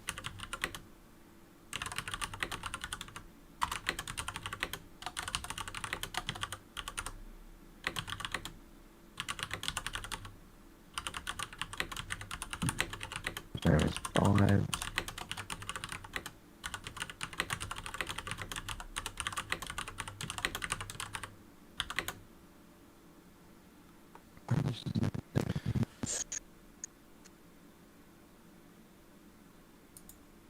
Okay, yeah. He lacking in ability wise? Was it technology? Who? Everybody, all of us. Was it technology or research? Well, I don't know about everybody in general, but I am lacking in so much. I like that because it fits into characters, so you can build a character up to actually be deficit in certain places. Yeah, I just wish I'd spent more time thinking about the character, like, and what they were. Because I remember when I came into this, it was like I was a monk that didn't know how to do a lot of things. It's just a bit weird. Well, that's Didn't know okay. much. It's character progression as you sort of find yourself. Yeah, I had meditation, which I guess was one good thing for a monk, but there's a lot of other stuff missing. I didn't have drive, couldn't drive a car, couldn't use a Who can computer drive? to drive, which I suppose kind of works for a monk that was isolated. Maybe he didn't have computers or Well, yeah, I stuff. mean, yeah, it happens. I mean, there's people still nowadays who aren't monks that don't know how to use computers. True, it's true. I mean, there's a few guys at work that just manage to open up their emails. That's it. Is that Kev? Yeah.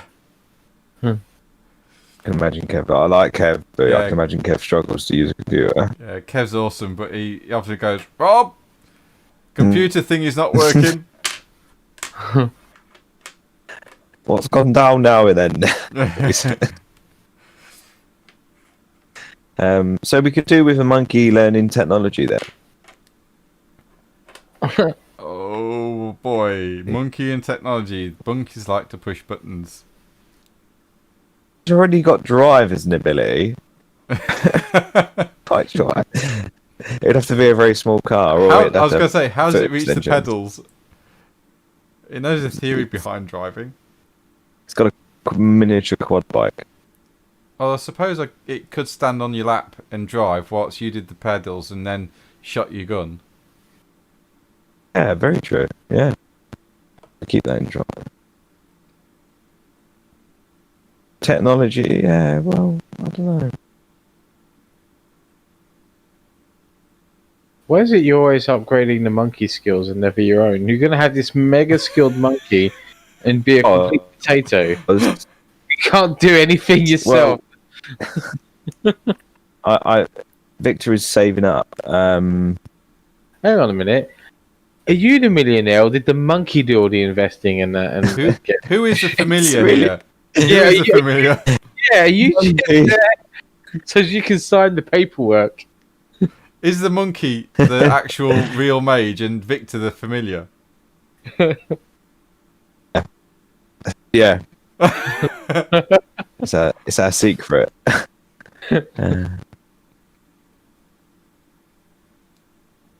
What is So Dex?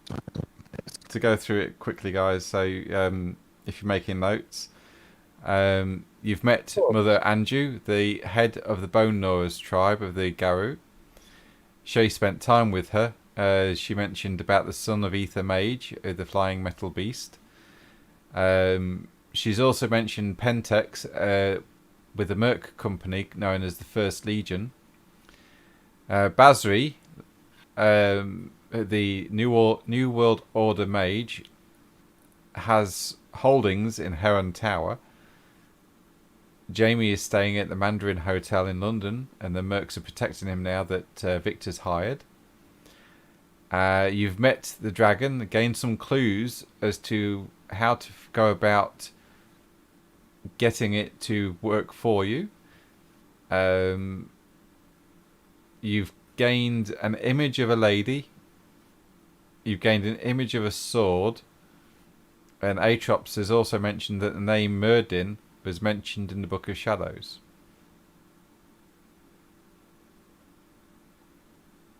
Yeah. So that's something to do when we get back to the Chantry. I've taken more notes today, and I think I've taken in weeks. I'm glad you're taking the night. I'm trying to take some notes, but I'm not very good at it. They're all just in random locations because I flip through my book and then start writing. I feel like I do better at Random taking locations. notes. Like, so I usually have like a little notepad with me when I'm at the table, like when we're playing in person, and I'll just that, or I'll start scribbling random notes around my character sheet. So usually my character sheet is just like littered with notes all the way around it. Yeah, I don't know. I've just got a notepad, and it's just random. Yeah, that's the sort of thing I do. Whereas online, I don't know. I just don't.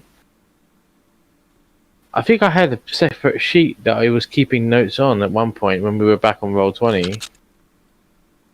Yeah, there is a journal for you all in here as well. So if you Is open there? up, if you open up the journal, there's a player journal. I've got Percy, Shay, so you can actually add stuff to it. I have got stuff that I've put on here. I must have forgotten all about this thing. I've got my contacts in here. Got a lot of writing in here. Have I read this? I don't know. There's also a thing there for looking after your familiar as well, Victor. And I'll put one in for the chantry. I've got So as you design and build the chantry, you can actually add notes into there as well.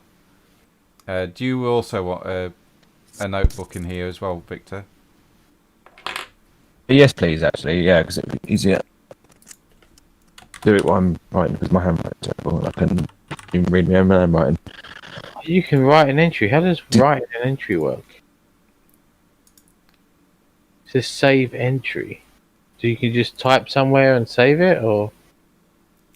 Hang on, I'll be with you in a moment. Right, you should have a journal there now, Victor. What you do is you open it up and you click the little tiny box with a pen, and then you can type in it like a normal word processor, then save entry at the bottom, or the arrow with the bar pointing down at the top, and then it'll save it onto my computer, my end, and then when I back it all up at the weekend, it will be saved until the next event. Okay, so I should have written stuff in here then. You can do, yeah. I mean, it's up to you. But I don't know how much I remember. My brain is just not a container for information. So Merdin is a Merdie, sorry. I'll type that in chat.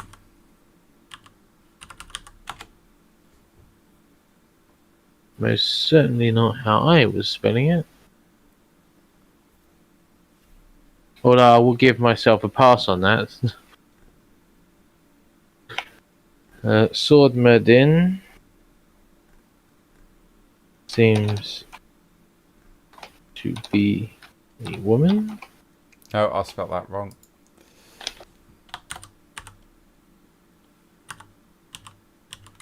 That's it. That's how it should be spelled.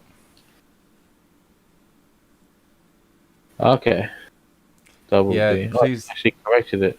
Yeah, please don't Google it, Adam, or anyone else, I won't know it. because that would be metagaming. I don't want that. I like it to come out in the story. Honestly, the meta part is what you actually allow your characters to know. It's not your own personal knowledge. Yeah, It's just whether or not you trust your players to be able to separate the two. yeah, that is the thing. Yeah, Although there is a certain delight to be enjoyed with the discovery process if you are oblivious to it as a player as well as a character. yeah. So I have no intention of ruining it for myself, but it wouldn't be meta to know it. No, I mean, if you do know it, then fair enough. Just try not to tell everybody else, Yeah. because I'd like for it to come out in the game as we discover it. Yeah, sure. So would I. I'd like to discover it as it's discovered because I have no idea about it. And I like that I'm trying to piece things together. In fact, arguably, I may have metagamed a little bit tonight because my knowledge of Arthur and stuff like that is not deep, but it might be deeper than a Korean fella that's Yeah. just set in England. I mean, Yeah, I understand. Yeah, because the legend of Arthur is more very English. It's not really world known. Right. Yeah, exactly. It's an English thing. So, yeah, so that might have been meta to a degree. It's not separating player knowledge from character knowledge. But my character knowledge and what my player knowledge is not that deep, so no harm done. So, Sword of Murder seems to be a woman named Lady of the Lake, if I remember rightly. That's one Managed information. to save up 26 experience points now.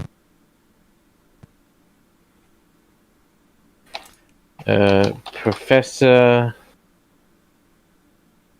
Emmett Brown. Emmett Brown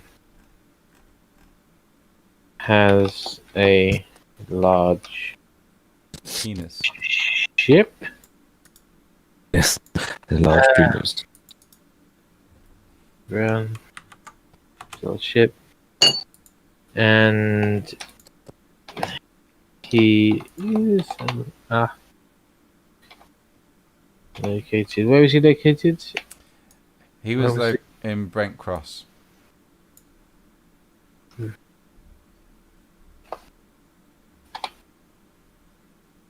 Brent Cross. Okay, so that's some information I retained.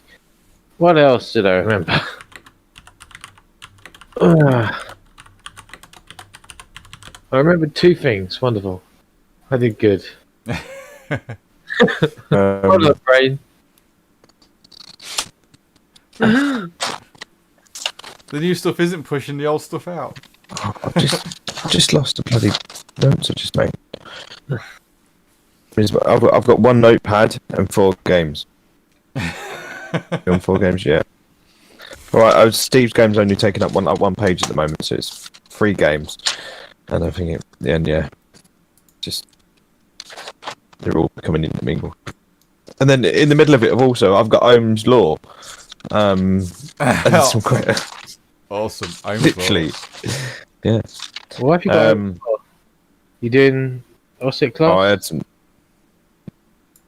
No, it's for my mechanics. To check resistance on bulbs and voltage and all that. So we need to know Ohm's Law so we can figure out what the resistance or wattage could be. Quickly look up what Ohm's Law was about because a friend of mine was like, I'm taking a Sparksy class and I need help and I don't understand this. And I was like, okay. I was thinking, well, if you're having trouble with this bit, I'm not sure this is for you, sort of thing. You know what I mean? So I don't know. Yeah. You know what I mean? It's like this is probably just the beginning. I can only imagine it gets harder from there. But obviously I don't know nothing about it. But It's just a formula. It's just remember the formula for it. is there only the one formula then required no. for? But there's two, isn't there? There's two main ones, isn't there? There's a few. There's a few. You've got your basic ones, which is Ohm's law and the power triangle. Yeah, Then they're you've the got, two I use. Then you got another formula which will work out capacitance values and how much voltage it will take to actually get through like glass. Then there's another one for working out probability of lightning strikes and things like that for your lightning protection. And you've got volts drop. I don't use them ones. No, you've got volts drop, which you won't be using either. I might use that. What else is there? There's ones for working out size of... Is it size of motor? Or power factors of motors, that was it. Working out the power factor correction for motors and stuff like that. So yeah, it does get quite complicated. Cool. Thing is, this friend of mine is not very academic at all. You know, I just wonder if this might be a bit. As long as you realise red bad. It's brown now. Yeah, it truly is brown. I mean, to be fair, I'm not that academically minded. It's just that I managed to sort of. I'm rubbish at maths. I'll give it that. I am absolutely terrible when it comes to maths. But I passed my City and Guilds 1, 2, and 3 for electrical installation. And I think the reason I did that was because I could see an end product at the end of the formulas, so I could see why we got the numbers where we got them. I could see the results, and they had a meaning. But when it came to algebra, it had no meaning, and I was just like, well, what's the fucking point? Apparently, if I take the computer course I was looking at, I've got to learn trigonometry. I haven't got no fucking clue what that even is. I'm like, okay, sure. That's working with triangles. Yeah, I figured it was something to do with triangles. I was just like, oh yeah, good. Where you get like the base, you get the angle, and then you can actually then work out how long this bit is, the vertical. Oh, that's right. I was starting to wonder whether it's something I'm actually going to want to do. It's like, is that something I'm going to really want to do every day for work? I don't know. Yeah, because essentially, I don't know if you can do it on here. So, for example, you got your base there, and then you went like that. It would then give you that distance, and then it will give you the angle as well. So it'll give you this angle as well here. And it'll give you all the angles by working it all out. I think that's how it works. I'm not entirely sure, but that's what I think it does. Working out triangles, so you can build pyramids and shit. Yeah, because I intend to do a few of those. Like, to be fair, when I was working with a much lower level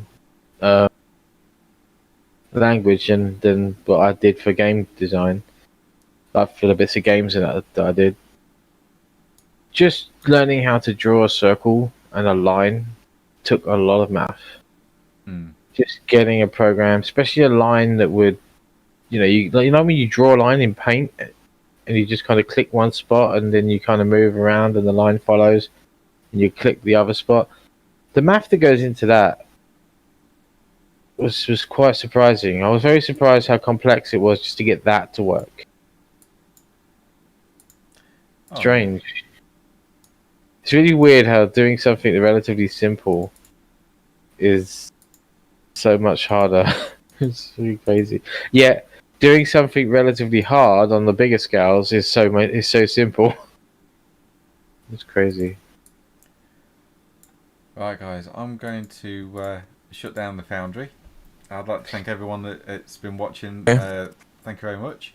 Hope you enjoyed it, and hopefully catch you next time.